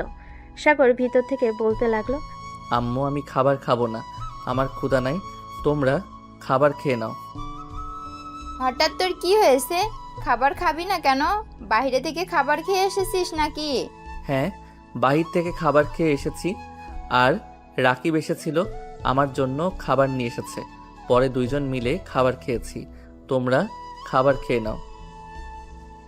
ঠিক আছে, আমরা খাবার খেয়ে নিতেছি। আর তোর যদি ক্ষুধা লাগে তাহলে ফ্রিজ থেকে সব কিছু বের করে গরম করে খাবার খেয়ে নিস। ঠিক আছে, আমার যদি ক্ষুধা লাগে তাহলে আমি ফ্রিজ থেকে খাবার বের করে খাবার খেয়ে নিবনে। এখন যাও, আমাকে ঘুমাতে দাও। সাগরের আম্মু সাগরের রুমের সামনে থেকে চলে গেল নিচে। খাবার টেবিলে সামনে আসতে সাগরের আব্বু বলতে লাগলো, কি হয়েছে সাগরের মা? সাগর আসলো না কেন? বিকালে রাকিব এসেছিল, দুজন খাবার খেয়েছে রেস্টুরেন্ট থেকে খাবার এনে। এটার জন্য এখন নাকি তার ক্ষুধা নেই। রাকিব ভাইয়া তো এসেছিল, কিন্তু রাকিব ভাইয়ের হাতে তো কোনো খাবারের জিনিসপত্র ছিল না। আর আম্মু ভাইয়া যখন বাইরে থেকে বাড়িতে এসেছিল তখন ভাইয়া মুখে মাস্ক পরেছিল। হঠাৎ ভাইয়া মুখে মাস্ক পরেছে, এটার জন্য আমার চিন্তা হচ্ছে। হয়তো বাইরে ঘুরতে বের হয়েছিল, আর এখন তো রাস্তাঘাটে ধুলাবালুর অভাব নেই, খুব তাড়াতাড়ি ঠান্ডা লেগে যায়। না আম্মু, ভাইয়া তো বাহিরে ধুলোবালিতে খেলাধুলো করে, অভ্যেস আছে। আমার মনে হচ্ছে ভাইয়া নিশ্চয়ই কিছু একটা হয়েছে। হ্যাঁ, নিশ্চয়ই কিছু হয়েছে। আচ্ছা, সকালবেলা তো সাগর বের হবে খাবার খাওয়ার জন্য, তখন না হয় জিজ্ঞেস করা যাবে তার কি হয়েছে, সে এমন করতেছে কেন। নিশ্চয়ই নতুন নতুন প্রেমে পড়েছে, তো হয়তো এটার জন্য এরকম করতেছে। হতেও পারে, আবার নাও হতে পারে। সবাই মিলে খাওয়া দাওয়া করে যে যার যার রুমে চলে গেল। রাত প্রায় 2টা। সাগর তার রুম থেকে বের হয়ে আস্তে আস্তে চলে আসলো নিচে। ফ্রিজ থেকে খাবারগুলো বের করে গরম করে লাইটের আলো দিয়ে খাবার খেতে লাগলো। হঠাৎ ঘরের লাইট জ্বলে উঠল। সাগর লাইটের সুইচের দিকে তাকাতে দেখতে পেল তার ছোট বোন দাঁড়িয়ে আছে। সাগরের মুখের এরকম অবস্থা দেখে সাইমা বলতে লাগলো, ভাইয়া, তোমার মুখের এই অবস্থা কিভাবে হয়েছে? আর হাতের এই রকম অবস্থা কিভাবে হয়েছে? এটার জন্য তুমি আমাকে কাছ থেকে লুকিয়ে বেড়াচ্ছ? সত্যি করে বলো কিভাবে হয়েছে? জানি না কিভাবে হয়েছে, হঠাৎ এরকম হয়ে গেছে। এই বলে সাইমা দৌড়ে চলে গেল তার আম্মুর রুমে। তার আম্মু আব্বুকে ডেকে নিয়ে চলে আসলো নিচে। সাগরের এরকম অবস্থা দেখে সাগরের আম্মু কান্না করতে করতে বলতে লাগলো, কিরে সাগর, তোর এই রকম অবস্থা হয়েছে কিভাবে? তুই কোথায় গিয়েছিলি যে তোর এই রকম অবস্থা হয়েছে? সাগর কোনো কথা বলতেছে না দেখে সাগরের আব্বু বলতে লাগলো, সাগর সত্যি করে বলতো তোর কি হয়েছে? আর এরকম হাতে আর মুখে এই অবস্থা করেছে কে? মুখের দাগ দেখে তো মনে হচ্ছে নখের দাগ এগুলো। হ্যাঁ আব্বু, এইগুলো নখের দাগ। আর এইগুলো কিভাবে হয়েছে এটা আমি বলতে পারবো না। আর আমাকে নিয়ে চিন্তা করতে হবে না, আমি ওষুধ লাগিয়ে দিয়েছি, সুস্থ হয়ে যাব তাড়াতাড়ি। সাগর খাওয়া দাওয়া করে চলে আসলো তার রুমে। এইদিকে বাকি সবাই যার যার রুমে চলে গেল। বিছানায় শুয়ে পড়তে ঘুম চলে আসলো তার। দেখতে দেখতে রাত পার হয়ে সকাল হলো। সকাল 9টা। সাগর ঘুম থেকে উঠে ফ্রেশ হয়ে খাওয়া দাওয়া করে চলে আসলো কলেজে। গেট দিয়ে প্রবেশ করতে যাবে এমন সময় মারি এসে সাগরের পথ আটকে দাঁড়ালো আর বলতে লাগলো, সাগর, তোমার হাত দেখাও তো। তোমার হাতের অবস্থা এখন কেমন আছে? আমি দেখতে চাই। সুস্থ হয়ে যাব খুব তাড়াতাড়ি। আরে আপনি কি বলতেছেন? আমার হাতের অবস্থা মানে বুঝতেছি না কি বলতে চাইতেছেন। আমার হাতের অবস্থা তো খুবই ভালো, এই দেখেন আমার হাত খুব ভালো। দেখো, মিথ্যে কথা বলবে না। আমি নদীর ফোনে ভিডিওতে দেখেছি তোমার হাতের অবস্থা খুবই খারাপ। তুমি তোমার হাত দেখাও, আমি তোমার হাত দেখতে চাই। সাগর তার শার্টের হাতা উঠাতে যাবে এমন সময় পিছন থেকে নদী বলে উঠল, কিরে মারিয়া, তোকে বলেছিলাম না এই ছেলের কোনো কিছুই হবে না? দেখেছিস ছেলেটা একদম সুস্থ আছে। দেখ নদী, তুই একদম কথা বলবি না। তোর সাথে কথা বলতে আমার ইচ্ছে করতেছে না। তুই এখান থেকে চলে যা। হ্যাঁ হ্যাঁ, তুই কথা বল, আমি চলে যাইতেছি। নদী ওইখান থেকে চলে যেতেই মারিয়া সাগরের হাত দেখে অবাক হয়ে গেল, কারণ আগের চাইতে আরো অনেক খারাপ অবস্থা হয়ে গেছে। এটা দেখে মারিয়া বলতে লাগলো, সাগর, তুমি এক কাজ করো, একটা ভালো ডাক্তার দেখাও, না হলে তোমার এই হাতের অবস্থা দিন দিন আরো খারাপ হয়ে যাবে। আমি ওষুধ এনেছি, দেখি কি হয় কয়েকটা দিন ওষুধ খেয়ে। ঠিক আছে, এখন তুই ক্লাসরুম থেকে যা, আর বাইরে বের হবি না বেশি। 2-3টা ক্লাস করে এরপর বাসায় চলে যাবি। ঠিক আছে আপু। সাগর চলে আসলো ক্লাসরুমে। বেশ কিছুক্ষণ বসে থাকার পর স্যার ক্লাসে এসে ক্লাস করাতে লাগলো। এদিকে নদী সবার সাথে বসে বাহিরে আড্ডা দিতেছে আর বলতেছে, কালকে যে আমাকে সাগর কিস করেছিল আর জড়িয়ে ধরেছিল, এটার শাস্তি সে পেয়ে গেছে। তোরা সবাই ভিডিওটা দেখতে চাস নাকি সাগরের কি অবস্থা করেছি? হ্যাঁ, আমরা সবাই ভিডিওটা দেখতে চাই। আমরাও দেখব সাগরের কি অবস্থা করছো। নদী তার ব্যাগ থেকে ফোনটা বের করে ভিডিওটা দেখাতে লাগলো। বেশ কিছুক্ষণ সবাই ভিডিওটা দেখার পর নদীর হাতে ফোন দিয়ে সবাই চলে যেতে লাগলো। এটা দেখে নদী সবাইকে উদ্দেশ্য করে বলতে লাগলো, কি ব্যাপার, তোমরা সবাই চলে যেতেছো কেন? জাস্ট কিস আর জড়িয়ে ধরেছে, এটার জন্য যদি এরকম শাস্তি হতে পারে তাহলে আমরা তো আপনার বেস্ট ফ্রেন্ড বা ক্লাসমেট, আমাদের শাস্তি তো আরও দ্বিগুণ হবে। তার চাইতে ভালো আমরা আপনার থেকে দূরে থাকি। আরে আমি তোমাদের কেন কিছু করব? তোমরা যদি কিছু অন্যায় না করো, সাগর তো অন্যায় করেছে, এটার জন্য সাগর তার প্রাপ্য শাস্তি পেয়েছে। তোমরা এত ভয় পাচ্ছ কেন? তোমাদেরকে কিছু করব না। তবুও সবাই মানতে নারাজ ওইখান থেকে চলে গেল যার যার ক্লাসরুমে। এইদিকে সাগরে কয়েকটা ক্লাস শেষ করে চলে আসলো বাইরে। বেশ কিছুক্ষণ আশেপাশে ঘোরাঘুরি করার পর সাগর চলে গেল তাদের বাসায়। কলিং বেল দিতে তার আম্মু এসে দরজা খুলে দিল। সাগর সোজা চলে আসলো তার রুমে, ফ্রেশ হয়ে বসে আছে। এমন সময় তার আম্মু তার জন্য খাবার নিয়ে আসলো। এটা দেখে সাগর বলতে লাগলো, আরে আম্মু, খাবার উপরে নিয়ে এসেছো কেন? আমি তো এখনই নিচে যাইতাম খাবার খাওয়ার জন্য।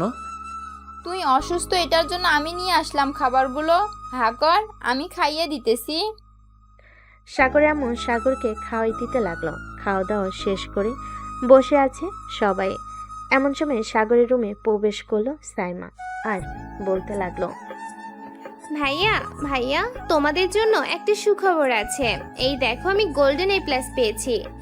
আলহামদুলিল্লাহ, অনেক ভালো নাম্বার পেয়েছিস। যেহেতু ভালো নাম্বার পেয়েছিস তাহলে মিষ্টি কই? মিষ্টি খাওয়া আমাকে এনে। ভাইয়া ভাইয়া, তোমাদের জন্য একটা সুখবর আছে। এই দেখো, আমি গোল্ডেন।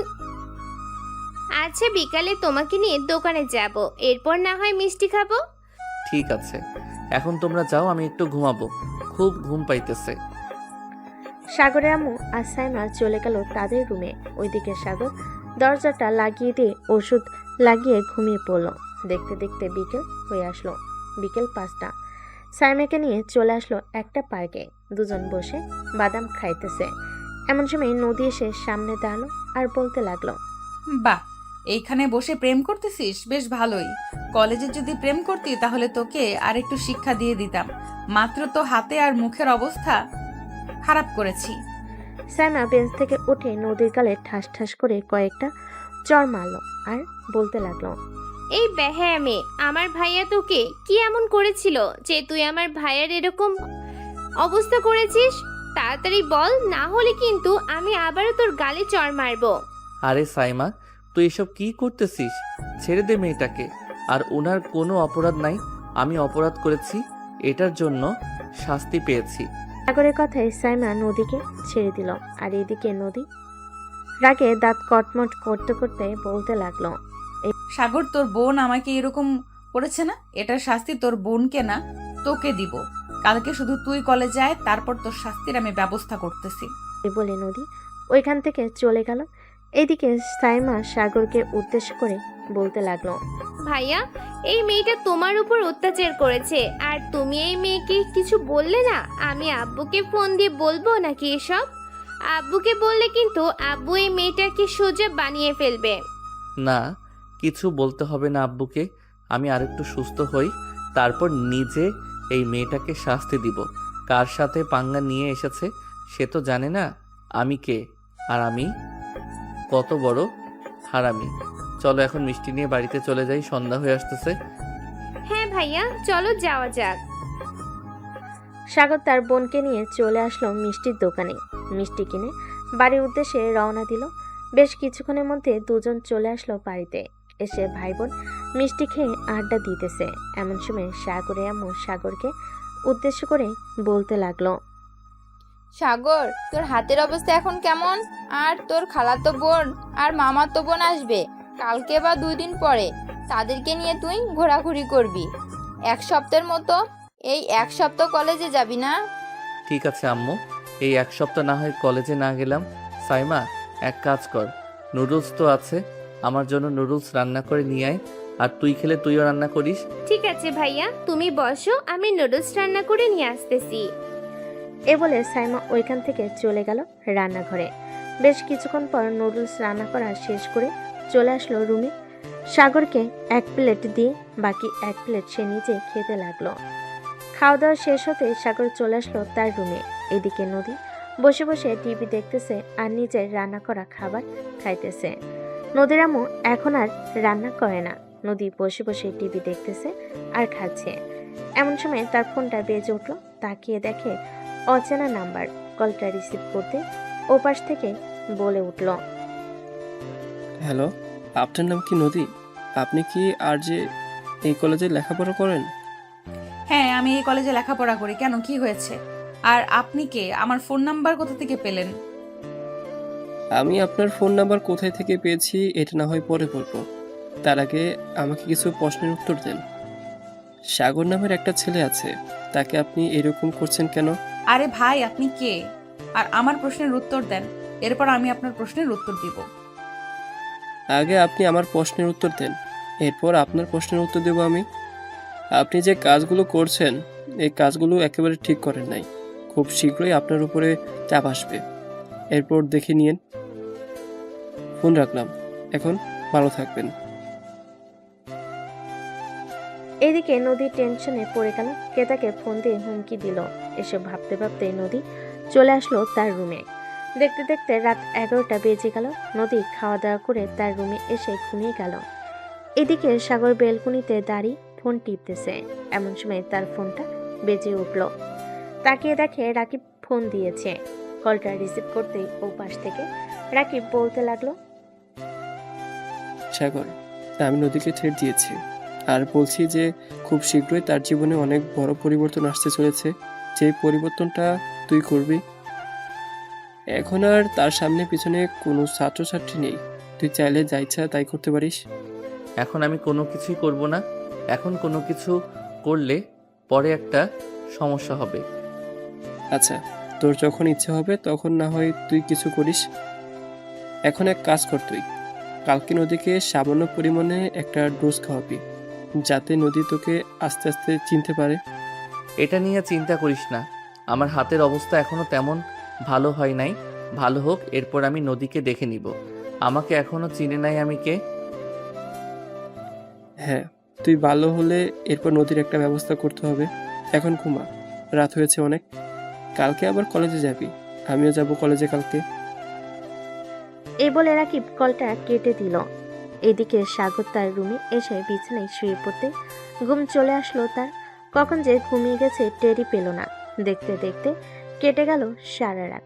সকাল 9টা। সাগর ঘুম থেকে উঠে ফ্রেশ হয়ে চলে আসলো নিচে। খাওয়া দাওয়া করে বসে আছে। এমন সময় তার আম্মু বলতে লাগলো, সাগর, আজকে কলেজে যাবি নাকি? হ্যাঁ আম্মু, আজকে কলেজে যাব কেন? কোনো দরকার নাকি? না, তেমন কোনো দরকার না। ওরা আসবে তো কালকে, তুই নিয়ে আসবি স্টেশন থেকে ওদেরকে। ওদের তো গাড়ি আছে, ওদেরকে বলো গাড়ি দিয়ে চলে আসার জন্য। তাহলে তো একেবারে আমাদের বাসার সামনে আসতে পারবে। আমি বলেছিলাম গাড়ি নিয়ে আসার জন্য, ওরা বলেছে যে ওরা ট্রেন দিয়ে আসবে। পরে আর আমি কিছু বলি নাই। ও আচ্ছা, এখন আমাকে খাবার দাও, খুব ক্ষুধা লাগছে। সাগর খাওয়া দাওয়া করে চলে আসলো কলেজে। গেট দিয়ে প্রবেশ করতে মারিয়া এসে সামনে দাঁড়ালো আর সাগরকে উদ্দেশ্য করে বলতে লাগলো, সাগর, তোমার হাতের অবস্থা এখন কেমন আছে? ঠিকমতো ওষুধ খাচ্ছ তো? হ্যাঁ মারিয়া আপু, এখন আলহামদুলিল্লাহ ভালো আছি। আর আপনি আমাকে এসব জিজ্ঞেস করবেন না। আপনি আমার ফ্রেন্ড, নদীর সাথে থাকেন। আমি আর নদীর সাথে চলাচল করি না, এখন নদীর থেকে অনেকটা দূরে থাকি। চলো, আজকে ক্লাস করব না, তোমাকে নিয়ে ঘুরতে যাব। আরে কি বলেন আপু, আমি আপনার সাথে ঘুরতে যাব কেন? আপনার বয়ফ্রেন্ড আছে, তাকে নিয়ে যান, আমাকে নিয়ে যাবেন কেন? আমার বয়ফ্রেন্ড নেই। বয়ফ্রেন্ড থাকলে এতক্ষণে আমি তার সাথে ঘোরাঘুরি করতাম। তোমাকে অফার করতাম না ঘোরাঘুরি করার জন্য। সরি, আমি যেতে পারবো না। এ বলে সাগর ওইখান থেকে চলে আসলো তার ক্লাসরুমে। এসে দেখে রাকিব বসে আছে। রাকিবকে দেখে সাগর রাকিবের পাশে গিয়ে বসে পড়ল। রাকিব সাগরকে উদ্দেশ্য করে বলতে লাগলো, কিরে সাগর, মারিয়া তোকে কি বলছিল তখন? কি আর বলবে, আমাকে ঘোরাঘুরি করার অফার করেছিল, আমি যাই নাই। আমি বলছি যে আমি যেতে পারবো না। ও আচ্ছা, ভালো কাজ করছিস। সবগুলো একই গলের গুরু, তোকে ঘুরতে নিয়ে গিয়ে পরে ভাসিয়ে দিবে। এমনিতেই তো এক গুরু তোর পিছনে লেগে আছে। সাগর রাকিবের সাথে কথা বলতে লাগলো। দুজন 4টা ক্লাস শেষ করে চলে আসলো বাহিরে। সাগর রাকিবকে উদ্দেশ্য করে বলতে লাগলো, কালকে থেকে আগামী 1 সপ্তাহ আমি কলেজে আসবো না রে রাকিব। হঠাৎ 1 সপ্তাহ কলেজ আসবি না কেন? বাড়িতে কোনো সমস্যা হয়েছে নাকি? না, বাড়িতে কোনো সমস্যা হয় নাই। আমার খালাতো বোন আর চাচাতো বোন আসবে তো, তাদেরকে একটু সময় দিতে হবে। রাকিব কিছু বলতে যাবে এমন সময় পিছন থেকে নদী সাগরকে উদ্দেশ্য করে বলতে লাগলো, বাবা, আজকালকে তো দেখি মামাতো বোন আর চাচাতো বোনকেও সময় দিতেছে। তোদের মতো ছেলেদেরকে এরকম ভাবে অত্যাচার করার দরকার। আরেকবার সুযোগ পাই তোর এমন অবস্থা করব, তখন দেখবি। নদীর কথা শুনে রাকিব এবং দুজন রেগে গেল। সাগর নদীর সামনে এসে নদীকে জড়িয়ে ধরে তার ঠোঁটের সাথে আবারও ঠোঁট একত্রিত করে দিল। এভাবে বেশ কিছুক্ষণ থাকার পর সাগর নদীকে এক ঝাটকা মেরে ছাড়িয়ে বলতে লাগলো, এখনো সময় আছে নদী, তুই ভালো হয়ে যা। ভালো হলে তোর জন্য খুবই ভালো হবে। আর যদি ভালো না হোস তাহলে তোর ব্যবস্থা আমি নিব। সাগর, তুই এই কাজটা একদম ঠিক করলি না আজকে। দেখ শুধু তোকে কি করি আমি, শুধু তুই দাঁড়া এখানে। কাকে নিয়ে আসবি? তোর মামাকে? যা, তোর 14 গোষ্ঠীকে নিয়ে আয়, দেখি আমাকে এইখান থেকে কে নিয়ে যায়। নদী ফোন দিল তার মামাকে। বেশ কিছুক্ষণ পর তার মামা কলটা রিসিভ করে বলতে লাগলো, মামা, যেই ছেলেটাকে আমি ওই দিন শিক্ষা দিয়েছিলাম না, ওই ছেলেটা আবার আমার সাথে বেয়াদবি করেছে। আজকে ওই ছেলেটাকে আবার শিক্ষা দেবো, তুমি একটু আসো তো। দেখ, তুই শুধু আজাইরা ঝগড়া করিস মানুষের সাথে। আমার কাছে অনেক কমপ্লেন এসেছে। কলেজের সবাই আমার কাছে বিচার দিয়েছে। তুই যার সাথে ইচ্ছা তার সাথে ঝগড়া করিস, পরে অযথা মানুষকে মারধর করিস। আমি যেতে পারবো না আজকে। ফোন রাখলাম এখন। এই বলে মুক্তার কলটা কেটে দিল। এদিকে সাগর দাঁড়িয়ে দাঁড়িয়ে হাসতেছে আর বলতেছে, কিরে, তোর মামাকে নিয়ে আসবি না? যা, নিয়ে আয়, দেখি তোর মামা আমাকে কি করে। অনেক বড় হয়ে গেছিস তাই না? কিছু বলি না দেখে। এ বলে সাগর নদীর মুখটা চেপে ধরে আবারও নদী ঠোঁটের সাথে তার ঠোঁট একত্রিত করে দিল। এদিকে রাকিব বারবার অবাক হচ্ছে, কারণ সাগর কলেজের সবচেয়ে রাগী মেয়ের সাথে এরকম করতেছে। চারটিখানি ব্যাপার না এরকম করা। এদিকে নদী সাগরের মাথার চুল এবং শার্ট ধরে টানতেছে, কিন্তু সাগর তাকে ছাড়ার আর কোনো নাম গন্ধ নেই। বেশ কিছুক্ষণ এইভাবে চলার পর সাগর নদীকে ছেড়ে দিয়ে বলতে লাগলো, আজকের এই শূন্য অনুভূতির মাঝে তুমি এক অপরূপ সুন্দরী। তোমার ঠোঁটের ওই স্পর্শ আমাকে মুগ্ধ করে দিয়েছে মিস নদী। আবারও যদি কোনো একদিন দেখা পাই তাহলে আবারও তোমার ওই ঠোঁটের স্পর্শ নিব আমি। হা হা হা, ভালো থেকো, বাই। সাগর সন্ধে সন্ধে তাল মিলিয়ে কথাটা বলে ওইখান থেকে রাকিবকে নিয়ে চলে আসলো তাদের বাসায়। রুমের ভিতর রাকিব আর সাগর বসে আছে। এমন সময় রাকিব সাগরকে উদ্দেশ্য করে বলতে লাগলো, সাগর ভাই, তুই এটা কি করছিস? জানিস এটার পরিণতি কি হতে পারে? হ্যাঁ জানি এটার পরিণতি কি হতে পারে, তবে 1 সপ্তাহ তো আমাকে খুঁজে পাবে না। পাগলের মতো খুঁজবে, তবুও পাবে না। তোকে যদি জিজ্ঞেস করে তবুও বলবি না। দেখি সে আমার কি করতে পারে। আমার সাথে পাঙ্গা নিয়েছে, সে তো জানে না আমি কে। সিনিয়র হয়েছে তো কি হয়েছে, তবে রাকিব সত্যি কথা বলতে নদীর ঠোঁটগুলো কিন্তু সেই স্বাদ ছিল। ভাই আমি কিছু জানি না। তুই যেহেতু 1 সপ্তাহ কলেজে যাবি না, আমি কলেজে যাব না। আমাকে একা পাইলে 2টা বত্তা বানাইবো। হ্যাঁ হ্যাঁ, তাই কর। তোর যাওয়ার দরকার নেই কলেজে। তুই 1 সপ্তাহ ওয়েট কর, আমি 1 সপ্তাহ পর কলেজে গেলে তোকে জানাবো। ঠিক আছে, জানিয়ে দিস আমাকে। আর ঠিকমতো ওষুধ খাবি, যাতে তাড়াতাড়ি সুস্থ হয়ে যাস। এখন তাহলে আমি যাই। রাকিব চলে গেল। এদিকে সাগর বাড়িতে এসে সোফায় বসে পড়তে তার বোন সাইমা বলতে লাগলো, ভাইয়া, আমার একটা জিনিস লাগবে, এনে দিতে পারবে? মার্কেটে হয়তো পাবে না, আশেপাশের দোকানে খোঁজ করলে পাবে। কি জিনিস লাগবে তোর নাম বল, আমি দেখি চেষ্টা করে, যদি পাই তাহলে নিয়ে আসবো। সাইমা ফোন থেকে একটা ছবি বের করে দেখাতে লাগলো। এদিকে সাগর ছবিটা দেখে ছবিটা তার ফোনে নিয়ে আসলো তার রুমে। ফ্রেশ হয়ে বাহিরে চলে আসলো। কয়েকটা দোকান ঘুরতে পেয়ে গেল জিনিসটা, তারপর জিনিসটা নিয়ে চলে আসলো বাসায়। রাতে খাওয়া দাওয়া করে শুয়ে আছে, এমন সময় তার ফোনটা বেজে উঠলো। তাকিয়ে দেখে তার চাচাতো বোন কল দিয়েছে। কলটা রিসিভ করতে ও পাশ থেকে তার চাচাতো বোন বন্যা বলতে লাগলো, সাগর, কালকে সকালে তুই 7টার দিকে রেলওয়ে স্টেশনেই থাকবি। আমরা 6:30টায় রেলওয়ে স্টেশনে পৌঁছে যাব, বা 7টা বাজবে যাইতে যাইতে। ঠিক আছে, আমি থাকবো নে, চিন্তা করতে হবে না, তোরা ঠিকঠাকভাবে আসিস। আচ্ছা, এখন তাহলে ফোন রাখলাম, ট্রেন চলে এসেছে। বন্যা কল কেটে দিয়ে টেনে উঠে পড়ল। চলুন, অনেক তো সাগরের গল্প শুনি, এবার নদীর গল্প শুনে আসি। নদী কি করতেছে এবং তার অবস্থা কি।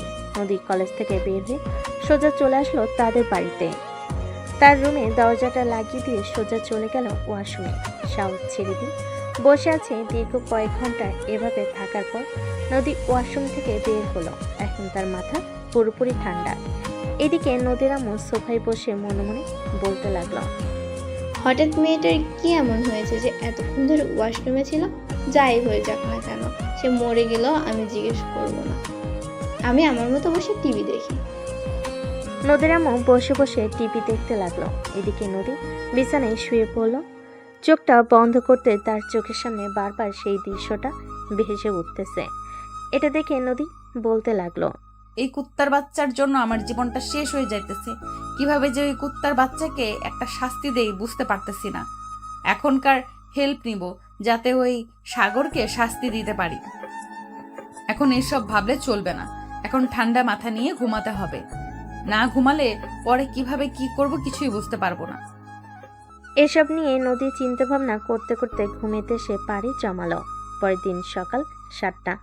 সাগর তাড়াতাড়ি ঘুম থেকে উঠে ফ্রেশ হয়ে চলে আসলো রেলওয়ে স্টেশনে। এসে দেখে ট্রেন এসে দাঁড়িয়ে আছে। সাগর তার পকেট থেকে ফোনটা বের করে ফোন দিল বন্যাকে। এদিকে বন্যা দাঁড়িয়ে আছে সাগরের পিছনে। সাগর বন্যাকে কল দিতেই ফোনটা বেজে উঠল আর বন্যা রিসিভ করে বলতে লাগলো, আমি যে তোর পিছনে দাঁড়িয়ে আছি তুই দেখিস না? পিছনে তাকা হারামজাদা। সাগর পিছনে তাকাতে দেখতে পেল বন্যা দাঁড়িয়ে আছে। বেশ কিছুক্ষণ তাদের দুজনের মধ্যে কথা বলে চলে আসলো গাড়িতে। এইদিকে সাগর ড্রাইভ করতেছে, বাকি দুজন পিছনে বসে আছে আর টুকটাক কথা বলছে সাগরের সাথে। এমন সময় ঈশিতা সাগরকে উদ্দেশ্য করে বলতে লাগলো, কিরে সাগর, এসব কি শুনতেছি? তুই নাকি কোন মেয়ের সাথে রিলেশন করিস, এটা কি সত্যি? আরে ঈশিতা আপু, তোমাকে আবার কে বললো আমি রিলেশন করি? আর আমি রিলেশন করলে তোমরা তো অবশ্যই জানতে। তোমরা আমার বড় বোন, তো তোমরা আগে জানবে না? ভুলেও কিন্তু এই কাজ করিস না। এই কাজ করলে তোর খবর আছে। আজকে দুপুর অবধি ঘুমাবো, পরে খাওয়া দাওয়া করে তোর সাথে কিছুক্ষণ আড্ডা দিব, দিয়ে বিকেলবেলা তোকে নিয়ে বের হবো ঘোরার জন্য। পরেই বুঝতে পারবো তুই কারোর সাথে রিলেশন করিস নাকি। রিলেশন করলে মেয়েটার চোখে যদি তুই পড়িস তাহলে অবশ্যই কিছু না কিছু বলবে, আর না হয় কিছু রিয়াকশন করবে। তোমরা শুধু আজাইরা ফাউল কথা বলো। চুপ থাকো তো। আমি বারবার বলতেছি যে আমি কারোর সাথে রিলেশন করি না, তোমরা কেন বারবার বলতেছো আমি কারোর সাথে রিলেশন করি? আচ্ছা যা, ধরে নিলাম তুই কারোর সাথে রিলেশন করিস না। এখন চুপচাপ গাড়ি চলা, বাড়িতে যাই আগে। সারা রাত ঘুমাই নাই, মাথা ব্যথা করতেছে। সাগর দুজনকে নিয়ে চলে আসলো বাড়িতে। দুজন ফ্রেশ হয়ে সাগরের রুমে গিয়ে ঘুমিয়ে পড়ল। এদিকে সাগর সাইমের রুমে শুয়ে ফোন টিপতেছে। এমন সময় তার ফোনটা বেজে উঠল। তাকিয়ে দেখে নদী কল দিয়েছে। কলটা রিসিভ করে সাইমের হাতে ধরিয়ে দিল।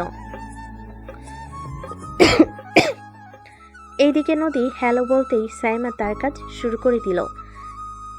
কি কাজ শুরু করে দিল বুঝলেন না তো? আরে ভাই, একটু বোঝার চেষ্টা করেন। মানে বকা দেওয়া শুরু করে দিল। দীর্ঘ 10 মিনিট বকা দেওয়ার পর সাগর সাইমার কাছ থেকে ফোনটা নিয়ে কলটা কেটে দিল আর সাইমাকে উদ্দেশ্য করে বলতে লাগলো, সাইমা, তুই অনেক সুন্দর একটা কাজ করেছিস। আমি তো ভাবছিলাম তুই কিছু বলতে পারবি না, কিন্তু তুই যে এত ট্যালেন্টেড আগে জানতাম না। আমি এখন ঘুমালাম। আবার যদি কেউ ফোন দেয় তাহলে আগে তার নাম জিজ্ঞেস করবি, এরপর কথা বলবি। যদি নদী নামের কেউ হয় তাহলে এইভাবে বকা দিবি। ঠিক আছে ভাইয়া। এইদিকে নদী বকাগুলো খেয়ে তার পেটের ভাত হজম হয়ে গেল আর মনে মনে বলতে লাগলো, নিশ্চয়ই এটা তার বউ হবে। বউ না হলে এইভাবে তো কেউ বকাবকি করে না। শালা, ঘরে বউ রেখে বাইরে লুচ্চামি করিস? দাঁড়া, তোর বাড়ির ঠিকানা একবার পেয়ে যাই, এরপর তোর বউয়ের কাছে বলতেছি তোর চরিত্র কেমন। এইসব বিড়বিড় করতেছে নদী। এমন সময় তার রুমে প্রবেশ করলো তার মা। নদীকে উদ্দেশ্য করে বলতে লাগলো, শোন, তোর আব্বু তোর জন্য ছেলে দেখতেছে। যদি তোর কোনো পছন্দ থাকে তাহলে বলতে পারিস, ওই ছেলের পরিবারের সাথে কথা বলে তোদের বিয়েটা করিয়ে দেব। আমার বিয়ে নিয়ে এত চিন্তা ভাবনা করতেছো কেন তোমরা? আমি কি বলেছি আমি এখন বিয়ে করব? তো চিন্তা ভাবনা বাদ দাও, আব্বুকে বলে দিও আমি এখন বিয়ে করব না। আর বিয়ে করলেও আমার পছন্দ মতো ছেলেকেই বিয়ে করব। যেদিন আমার ছেলে পছন্দ হবে ওই দিন আমি বিয়ে করব। এই বলে নদী তার রুম থেকে বের হয়ে চলে আসলো নিচে। সোফায় বসে টিভি দেখতে লাগলো। এদিকে নদীর আম্মু নদীকে কিছু না বলে তার রুমে চলে আসলো, কারণ উনি জানে কিছু বলে রাগারাগি করবে, তাই বেশি কিছু বলে নাই। বিকাল 4টা। সাগর, ঈশিতা আর বন্যা চলে আসলো একটা পার্কে। সাগর মাঝখানে বসে আছে আর দুই সাইডে দুজন বসে বাদাম খাইতেছে আর কথা বলতেছে। এদিকে নদী তার এক ফ্রেন্ডকে নিয়ে পার্কের ভেতরে প্রবেশ করলো। গাছতলায় সাগরকে দেখে অবাক হয়ে গেল, কারণ তার দুই পাশে দুইটা মেয়ে বসে আছে। এটা দেখে নদী চলে আসলো সাগরের কাছে আর বলতে লাগলো, কিরে, এক নারীতে কোনোদিন তো আসক্ত হতে পারবি না। এক নারীতে আসক্ত হওয়া ভালো না, এত নারীতে আসক্ত হওয়া ভালো না। কলেজে আমার সাথে লুচ্চামি করে বেড়াস আর বাড়িতে দুইটা মেয়ে নিয়ে রং তামাশা করিস। দেখো নদী আপু, তোমাকে শেষবারের মতো বলে দিতেছি, এইখান থেকে চলে যাও। আর আমি যা ইচ্ছা তাই করব, তোমার তাতে কি? আমি কি তোমার সাথে রিলেশন করি নাকি যে তুমি আমাকে শাসন করবে? রিলেশন করিস না তো কি হয়েছে? রিলেশন করবি না তাহলে কলেজের সবার সামনে আমার ঠোঁটে লিপকিস করলি কেন সেটা আগে বল। আরে ভাই, তুই পাগল হয়ে গেছিস। যা তো এখান থেকে, মাথাটা খাস না বকবক করে। তুই কলেজে আসবি না? কলেজে যাস একবার, এরপর তোকে দেখাবো মজা। আমার সাথে পাঙ্গা নিয়েছিস, তার ফল ভালো হবে না। আরে যা, তোর মতো নদীকে কত দেখে নিয়েছি আমি। তোকে টোকা দিলেই তো এই খান থেকে 10 হাত দূরে গিয়ে পড়বে। এই ঈশিতা আপু আর বর্ণা আপু, চলো তোমাদেরকে নিয়ে অন্য একটা পার্কে যাই। এইখানে এই পার্কটা নোংরা হয়ে গেছে এই মেয়েটার জন্য। এই বলে সাগর, ঈশিতা আর বন্যাকে নিয়ে চলে আসলো অন্য একটা পার্কে। তিনজন বসে বাদাম খাইতেছে। এমন সময় ঈশিতা বলে উঠল, কি রে সাগর, তুই না বলেছিলি কারোর সাথে রিলেশন করিস না? তাহলে এই মেয়েটা এসব কি বলে গেল? তুই নাকি এই মেয়েটার সাথে লিপকিস করেছিস? আরে ঈশিতা আপু, তুমি আমাকে বিশ্বাস করো না? আর এই মেয়েটা হচ্ছে কলেজের সবচাইতে খারাপ মেয়ে। তুমি চাইলে কালকে আমার সাথে আমাদের কলেজে যেতে পারো। কাউকে জিজ্ঞেস করলে এই মেয়ের বায়োডাটা বলে দিবে। কি জিনিস দেখাবি দেখা, আর চিৎকার দিব কিন্তু। তুই দেখা, আমরা দেখতে চাই কি দেখাবি। সাগর তার দুইটা শার্টের হাতা উপরে তুলতেই ঈশিতা আর বন্যা অবাক হয়ে গেল। সাগরের দিকে একবার তাকাচ্ছে, আরেকবার হাতের দিকে তাকাচ্ছে তারা। সাগরকে উদ্দেশ্য করে বলতে লাগলো, কি ব্যাপার সাগর, তোর এইরকম অবস্থা হয়েছে কিভাবে? তোমাদেরকে একটা জিনিস দেখানোর আছে, ওইটা দেখে কিন্তু তোমরা চিৎকার দিবে না। ঈশিতা আপু, একটু আগে যে মেয়েটা আমাকে বলল না আমি তাকে লিপকিস করেছি, ওই মেয়েটা আমার এই রকম অবস্থা করেছে। শুধু আমার না, আরও অনেক ছেলের জীবন নষ্ট করেছে এভাবে। সো এখন তুমি বলো এই মেয়েটাকে কি করা যায়? তুই আমাদেরকে একটু আগে বললি না কেন? আমাদেরকে একটু আগে বললে তো ওই মেয়েটাকে একেবারে সাইজ করে ফেলতাম। তোর গায়ে হাত তুলেছে, কত বড় সাহস মেয়েটার!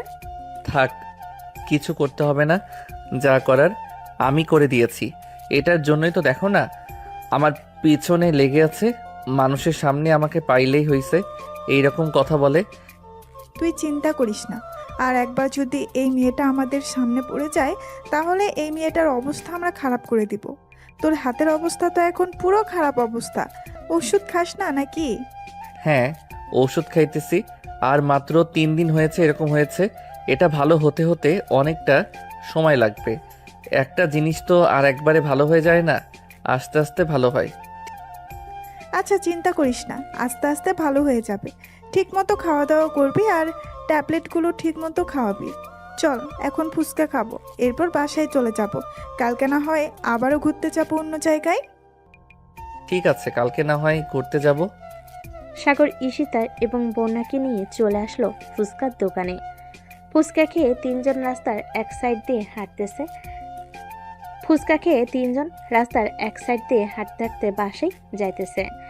এমন সময় সাগর দেখতে পেল নদীকে।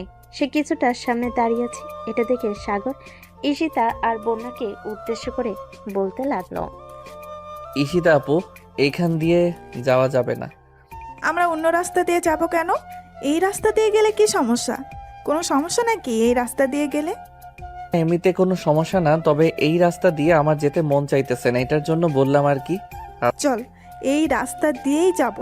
আর আমরা তো এই রাস্তা দিয়ে এসেছিলাম, এখন কেন এই রাস্তা দিয়ে যেতে পারবো না? চল।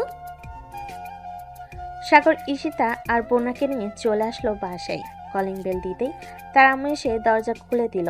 তিনজন বাড়ির ভিতর প্রবেশ করতেই সাগরের আম্মু সাগরকে উদ্দেশ্য করে বলতে লাগলো, সাগর, তুই এক কাজ কর, পাশের মুদি দোকান থেকে পোলাও চাউল নিয়ে আয়। যা রান্না করেছিলাম সব তো শেষ হয়ে গেছে। আচ্ছা আম্মু, নিয়ে আসতেছি এখনই। এই বলে সাগর চলে আসলো মুদির দোকানে। সয়দা নিয়ে বাড়িতে চলে আসলো। সাগরের আম্মু রান্না করতেছে আর সাগর সবাইকে নিয়ে তার রুমে আড্ডা দিতেছে। এমন সময় ঈশিতা এমন একটা কাজ করে ফেললো, কেউ ভাবতে পারে নাই কি কাজ করেছে। আপনারা বুঝতে পারছেন না তো, তাই না? ওয়েট, আমি বুঝিয়ে দিচ্ছি। সাগর বিছানায় বসেছিল আর ঈশিতা সাগরের পাশে বসেছিল। হঠাৎ ঈশিতা সাগরের কোলে বসে গেল। এটা দেখে তো সবাই অবাক। সবচাইতে বেশি অবাক হয়েছে সাগর ঈশিতার এরকম ব্যবহারে। সাগর তাড়াতাড়ি করে ঈশিতাকে তার কোল থেকে নামিয়ে বলতে লাগলো, ঈশিতা আপু, তুমি এটা কি করলে? এই কাজটা কিন্তু একদম ঠিক করো নাই তুমি। এখন ওরা সবাই কি ভাববে? ওরা যা ভাবার ভেবে নেবে। আমি তো এখানে এসেছি শুধু তোর জন্য। এত বছর অপেক্ষা করার পর তোকে পেলাম আমি। কয়েকদিন পর আব্বু আম্মু আসবে আমাদের বিয়ের কথাবার্তা বলার জন্য। এখন থেকে আমি এখানে থাকবো। সরি ঈশিতা আপু, এটা সম্ভব না। কেন সাগর, সম্ভব না কেন? তুই কি অন্য কাউকে ভালোবাসিস নাকি? জানি না আমি অন্য কাউকে ভালোবাসি না, তবে আমি তোমাকে বিয়ে করতে পারবো না। এটাই হচ্ছে আমার লাস্ট কথা।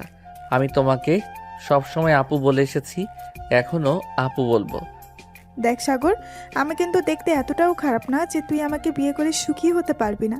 তুই যখন যা চাইবি আমি তোর জন্য তাই করব। প্লিজ তুই আমাকে বিয়ে কর। তোর কাজ করতে হবে না, আমি কাজ করে তোকে খাওয়াবো। সরি আপু, কাজ করে খাওয়ানো এটা কোনো কথা না। আমি তোমাকে বিয়ে করতে পারবো না, মানে বিয়ে করতে পারবো না। কাজ সব সময় সবাই করতে পারে। আমার চাইতে আরো অনেক ভালো ছেলে পাবে তুমি। এসব বলতে হয়েছে সাগর। এমন সময় তার রুমের ভিতর প্রবেশ করলো তার বন্ধু রাকিব। রুমের ভিতরে আরো দুজন অপরিচিত মেয়েকে দেখে রাকিব বলতে লাগলো, কিরে সাগর, ওরা কারা? আগে তো কখনো এই বাড়িতে দেখি নাই। এটা হচ্ছে আমার চাচাতো বোন ঈশিতা, আর এটা হচ্ছে আমার মামাতো বোন বর্ণা। আচ্ছা, এনে তোর জন্য আম্মু বিরিয়ানি রান্না করে পাঠিয়েছে। রাত হয়ে গেছে তো, তাই আর আমি আম্মুকে বলছি আসতে হবে না, আমি নিয়ে এসেছি। কালকে সকালে হয়তো আম্মু আসবে। ও আচ্ছা, বসো এখানে, সবাই মিলে গল্প করি। না রে সাগর, গল্প করলে হবে না। আপু দোকানে একা আছে, আমাকে যেতে হবে। আপুকে সাহায্য করতে হবে হাতে হাতে। ঠিক আছে, যা তাহলে তুই, আর কালকে আন্টির সাথে তুইও চলে আসবি। আচ্ছা, এখন তাহলে যাই, আর তাড়াতাড়ি খেয়ে নে, না হলে ঠান্ডা হয়ে যাবে খাবারটা। বলে রাকিব ওইখান থেকে চলে গেল। এদিকে বন্যা সাগরকে উদ্দেশ্য করে বলতে লাগলো, সাগর, এই ছেলেটা কি তোর ফ্রেন্ড? হ্যাঁ, ছেলেটা আমার বেস্ট ফ্রেন্ড, খুবই ভালো, আমাকে সব সময় সাহায্য করে। রিলেশন করবে নাকি তার সাথে? না রে, আমি রিলেশন করব না, বাড়ি থেকে যার সাথে আমার বিয়ে দেবে তাকেই আমি বিয়ে করব। ও আচ্ছা, হ্যাঁ, বিয়ে করবি কর, সমস্যা নাই। তবে দাওয়াত দিস কিন্তু। দাওয়াত না দিয়ে বিয়ে করে ফেললে পেটে কিন্তু পরে গুড়গুড় করবে। আমরা বিয়ে করব আর তোকে দাওয়াত দেব না, এটা কোনো কথা হলো? সবার আগেই তোকেই দাওয়াত দেব, যাতে তুই আমাদের বিয়ের সকল দায়িত্ব নিতে পারিস। আমাদের তো আর বড় ভাই নেই বা ছোট ভাই নেই, আমরা তো পরিবারের একমাত্র মেয়ে। হ্যাঁ, জানি জানি, তোরা পরিবারের একমাত্র মেয়ে। যাক, ভালোই হয়েছে। এখন এক কাজ কর, তোরা তোদের রুমে গিয়ে বসে কথা বল, আমি একটু ঘুমাই, আবার রাতে গেম খেলবো বন্ধু বান্ধবদের সাথে। আমরা থাকতে তুই আবার ঘুমাবি? তোকে ঘুমাতে দিলে তো তুই ঘুমাবি? তোকে ঘুমাতেই দেব না। উঠ, আমাদের সাথে গল্প কর, আর না হয় আমাদেরকে গেম খেলা শেখা, তোর সাথে গেম খেলবো। ঠিক আছে, তাহলে তোমরা মোবাইলে ফ্রি ফায়ার গেমটা ডাউনলোড করো, আমি তোমাদেরকে সকল কিছু শিখিয়ে দিতেছি।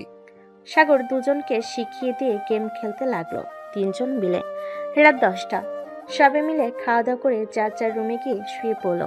চলুন নদী কি করতেছে দেখে আসি। এদিকে নদী বিছানায় একবার এই পাশ করতেছে তো আরেকবার ওই পাশ করতেছে, কিন্তু তার চোখে ঘুম আসছে না। মনের মধ্যে শুধু একটা কথাই ঘুরপাক খাইতেছে, ঘুরপাক খাইতেছে। ওই মেয়ে দুটো কে হতে পারে? সাগরের সাথে আগে তো কখনো দেখে নাই। এসবই বারবার বলতেছে নদী তার মনকে। এসব বিড়বিড় করতে করতে কখন যে ঘুমিয়ে গেছে সেই খেয়াল নদী নেই। পরের দিন সকাল 9টা, নদী কলেজের জন্য রেডি হয়ে চলে আসলো কলেজে। গাছতলায় বসে আছে, এমন সময় নদীর সামনে দিয়ে মারিয়া যেতে লাগলো।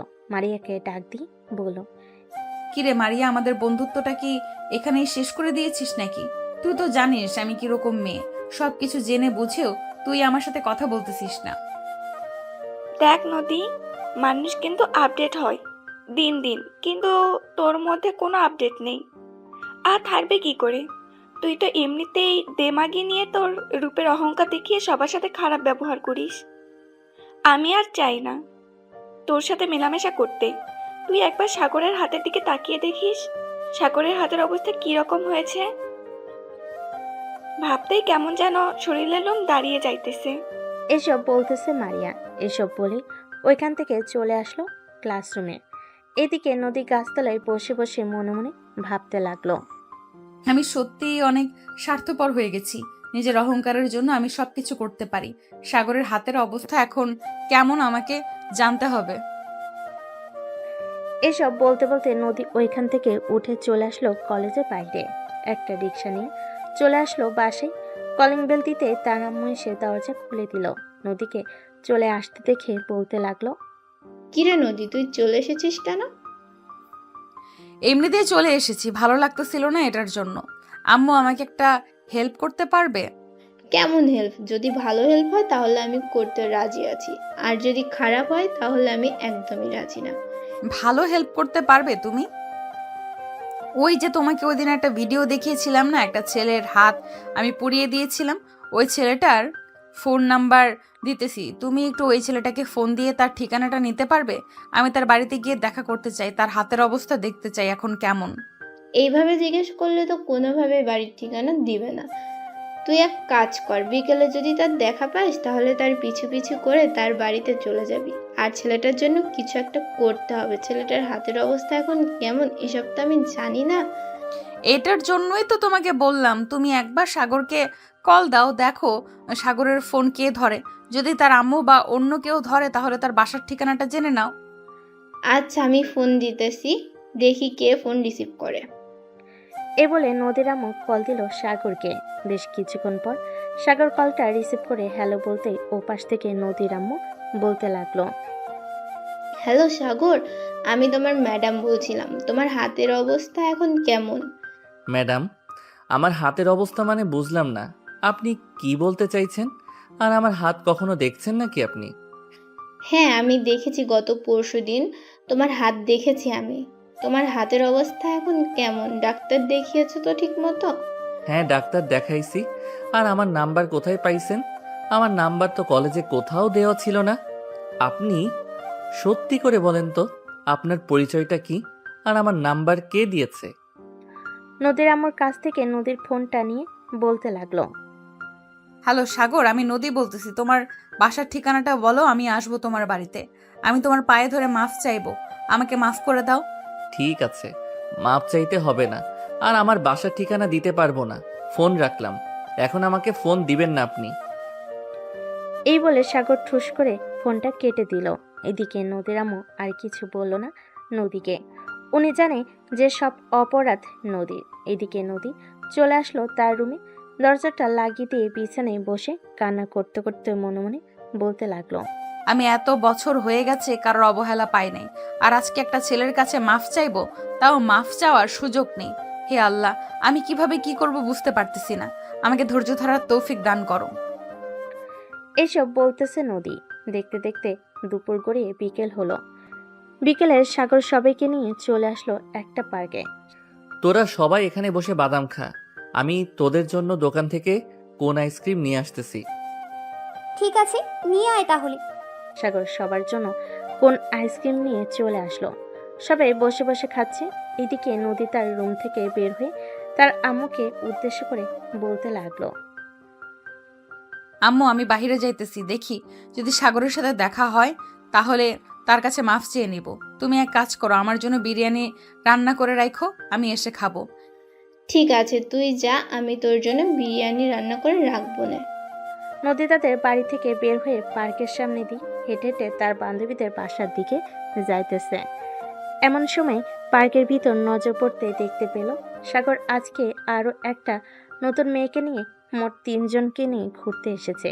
এটা দেখে নদী তাড়াতাড়ি করে চলে আসলো পার্কের ভিতর, কিন্তু পার্কের ভিতর এসে নদী এবং বাকি সবাইকে পেল না, কারণ সাগর অলরেডি নদীকে দেখে ফেলেছে। এটা দেখে সাগর তাড়াতাড়ি করে সবাইকে নিয়ে ওইখান থেকে পিছনে গেট দিয়ে চলে আসলো বাইরে। হঠাৎ সাগরের এরকম আচরণ দেখে ঈশিতা সাগরকে উদ্দেশ্য করে বলতে লাগলো। কি ব্যাপার সাগর, তোর হঠাৎ কি হয়েছে? আমাদেরকে এরকম ভাবে নিয়ে আসলি যে? একবার ভিতরের দিকে তাকিয়ে দেখো, ওই যে একটা কালো বোরকা পরা মেয়ে, তার মুখটা দেখতে পাচ্ছ? বলো তো কে হতে পারে?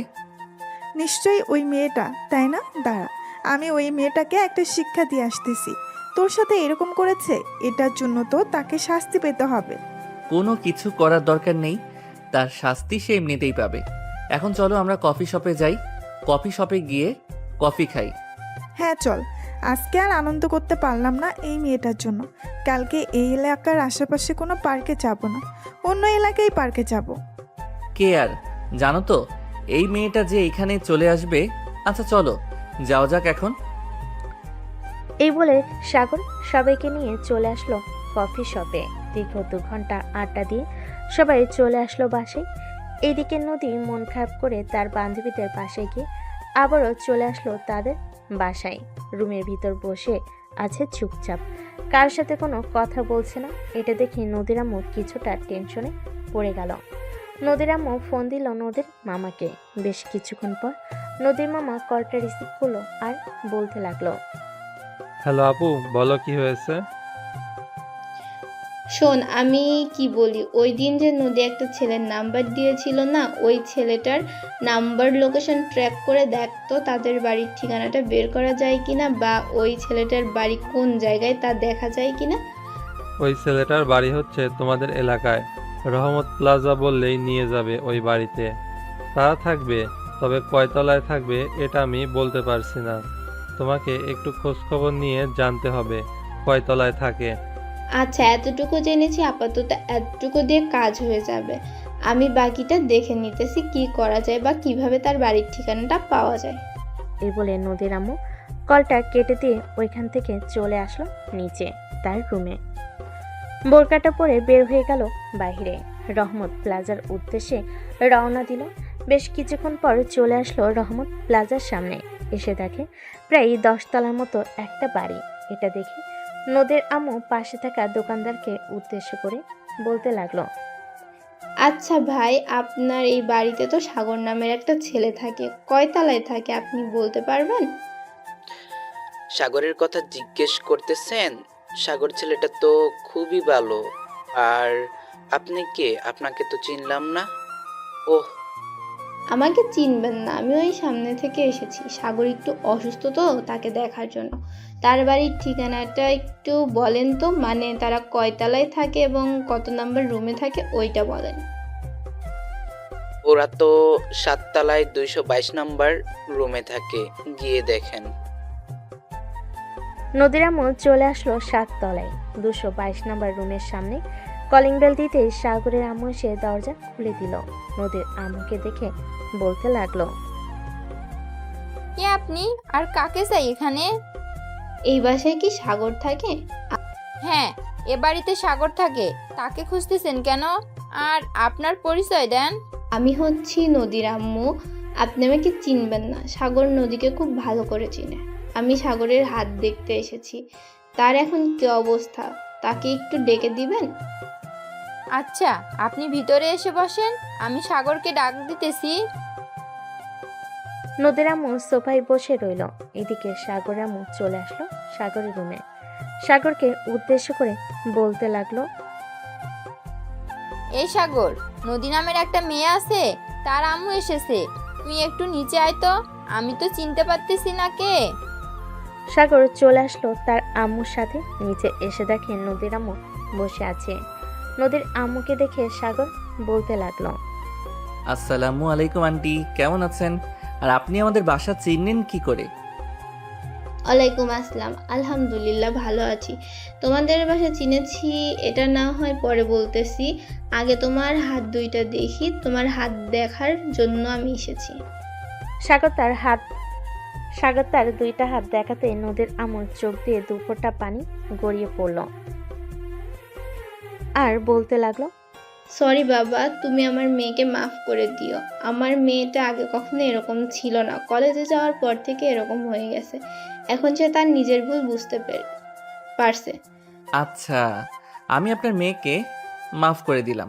আম্মু তোমরা কথা বলো, আমি এখন রুমে যাই। এই বলে সাগর চলে গেল তার রুমে। এদিকে নদীর আম্মু সাগরের আম্মুকে উদ্দেশ্য করে বলতে লাগলো, আপনার কাছে একটা রিকোয়েস্ট করব, রিকোয়েস্ট রাখবেন? হ্যাঁ বলেন, রাখার চেষ্টা করব। আমার মেয়ের জন্য যেহেতু আপনার ছেলের হাতের এরকম অবস্থা হয়েছে, আমি আমার মেয়েকে আপনার ছেলের হাতে তুলে দিতে চাইতেছি। আপনারা কি আমার মেয়েকে আপনার ছেলের জন্য গ্রহণ করবেন? দেখেন, এটা তো আমি বলতে পারতেছি না, এটা আমার ছেলে বলতে পারবে। সে যদি চায় অবশ্যই আপনার মেয়েকে আমরা নিয়ে আসব। এই নেন আমার ফোন নাম্বার, আপনি সাগরের সাথে কথা বলে আমাকে জানাবেন। আর সাগরকে ভালো একটা ডক্টর দেখাতে হবে। আপনি আজকে রাত্রে আমাকে জানিয়ে দেবেন, আমি কালকে এসে সাগরকে নিয়ে যাব ভালো ডাক্তার দেখানোর জন্য। ভালো ভালো ডাক্তার দেখানোর জন্য নিয়ে যেতে হবে না, সাগর ডাক্তার দেখিয়েছে। আশা করি কয়েকদিনের মধ্যে সব কিছু ঠিক হয়ে যাবে। আপনি বসেন, আমি আপনার জন্য কফি নিয়ে আসতেছি। না, এখন কফি খাবো না। মেয়েটার বাসায় একা আছে, কি করতেছে কে জানে। আমি এখন চলে যাই, আপনি রাত্রে আমাকে জানাবেন। এ বলে নদীর আম্মু চলে গেল তাদের বাসায়। কলিং বেল দিতেই নদী এসে দরজা খুলে দিল। তার আম্মুকে দেখে বলতে লাগলো, কি ব্যাপার আম্মু, তুমি কোথায় গিয়েছিলে? সাগরদের বাসায় গিয়েছিলাম। তুই মোটেও ভালো কাজ করিস নাই, সাগরের হাত একবারে না দেখার মতো অবস্থা। আম্মু আমাকে নিয়ে যাইতে, আমি সাগরের কাছে মাফ চাইতাম। দেখি রাত্রে সাগরের আম্মু আমাদেরকে কি জানায়। আমি সাগরের সাথে তোর বিয়ে দিতে চাইতেছি, তোর কোনো আপত্তি আছে নাকি? না, আমার কোনো আপত্তি নেই। দেখো সাগরের আম্মু কি বলে। দিকে সাগরের আম্মু চলে আসলো সাগরের রুমে। এসে দেখে সবাই কথা বলতেছে। সাগরের আম্মু সবার সামনে সাগরকে উদ্দেশ্য করে বলতে লাগলো, সাগর, নদীর সাথে আমি তোর বিয়ে দিতে চাইতেছি। তুই কি রাজি আছিস? রাজি থাকলে বল, আমি তার আম্মু আব্বুর সাথে কথা বলবো। আম্মু, তোমাদের যে মেয়েটা পছন্দ হবে আমি তাকেই বিয়ে করতে রাজি আছি। আমার কোনো পছন্দ নেই, তুমি কথা বলতে পারো। আচ্ছা, আমি নদীর আম্মুকে বলে দিতেছি কালকে তার মেয়েকে নিয়ে এবং তার পুরো পরিবার চলে আসার জন্য। কালকে তোদের বিয়ে হবে। মানে চাচি এসব কি বলতেছেন? আজকে কথা বলবেন আর কালকে তাদের বিয়ে? কোনো মজা করতে পারবো না, এটা কিভাবে হয়? এমনিতেই হবে ঈশিতা মা, এমনিতেই হবে ঈশিতা মা। আমি চাই না আমার ছেলের বিয়েটা বড় করে অনুষ্ঠান করে দিতে, আর আমার মেয়ের বিয়েটাও এরকম ভাবে দেব। অনুষ্ঠানের চাইতে ভালো হবে তাদের হাতে তুলে দেওয়া। সাগরের আম্মু আরো কিছুক্ষণ কথা বলে চলে গেল তার রুমে। ফোনটা হাতে নিয়ে জানিয়ে দিল নদীর আম্মুকে। রাতে খাওয়া দাওয়া শেষ করে সাগর তার রুমে বসে আছে। এমন সময় ঈশিতা এসে বলতে লাগলো, আচ্ছা সাগর, তাহলে তুই বিয়ে করে ফেল। আমরা আর এখানে থেকে কি করব? আমরা চলে যাই। তোর জন্য এসেছিলাম, কিন্তু আমার ভাগ্যটা খারাপ, আমি তোকে পেলাম না।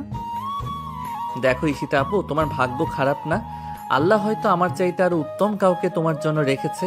এটার জন্যই তো আমার সাথে তোমার মিল হয় নাই। হ্যাঁ, হতে পারে।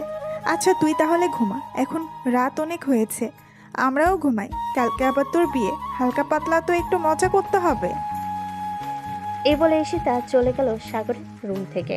এদিকে সাগর ঘুমের দেশে পাড়ি জমালো। পরের দিন সকাল 10টা। নদীর আব্বু আম্মু এবং নদী চলে এসেছে। এদিকে নদী সবার সাথে কথা বলতেছে। সাগর নদীর আশেপাশে আসতেছে না, যাতে নদী তার কাছে মাপ না চাইতে পারে। দেখতে দেখতে সারাদিন মজা করতে করতে কেটে গেল। রাতে খাওয়া দাওয়া শেষ করে সবাই বসে আছে আর কথা বলতেছে। এমন সময় কলিং বেলটা বেজে উঠল। স্যামি গিয়ে দরজা খুলতে দেখতে পেল কাজী সাহেব দাঁড়িয়ে আছে। কাজী সাহেবকে দেখে ভিতরে নিয়ে আসলো। বেশ কিছুক্ষণ পর কাজী সাহেব তার সকল কিছু লেখালেখি শেষ করে দুজনের বিয়েটা পড়িয়ে দিয়ে তার টাকাটা নিয়ে চলে গেল। রাত প্রায় 1টা। সাগর নদীকে নিয়ে চলে আসলো তার রুমে। দরজাটা লাগিয়ে দিয়ে সাগর বিছানায় গিয়ে শুয়ে পড়ল। এদিকে নদী দাঁড়িয়ে আছে।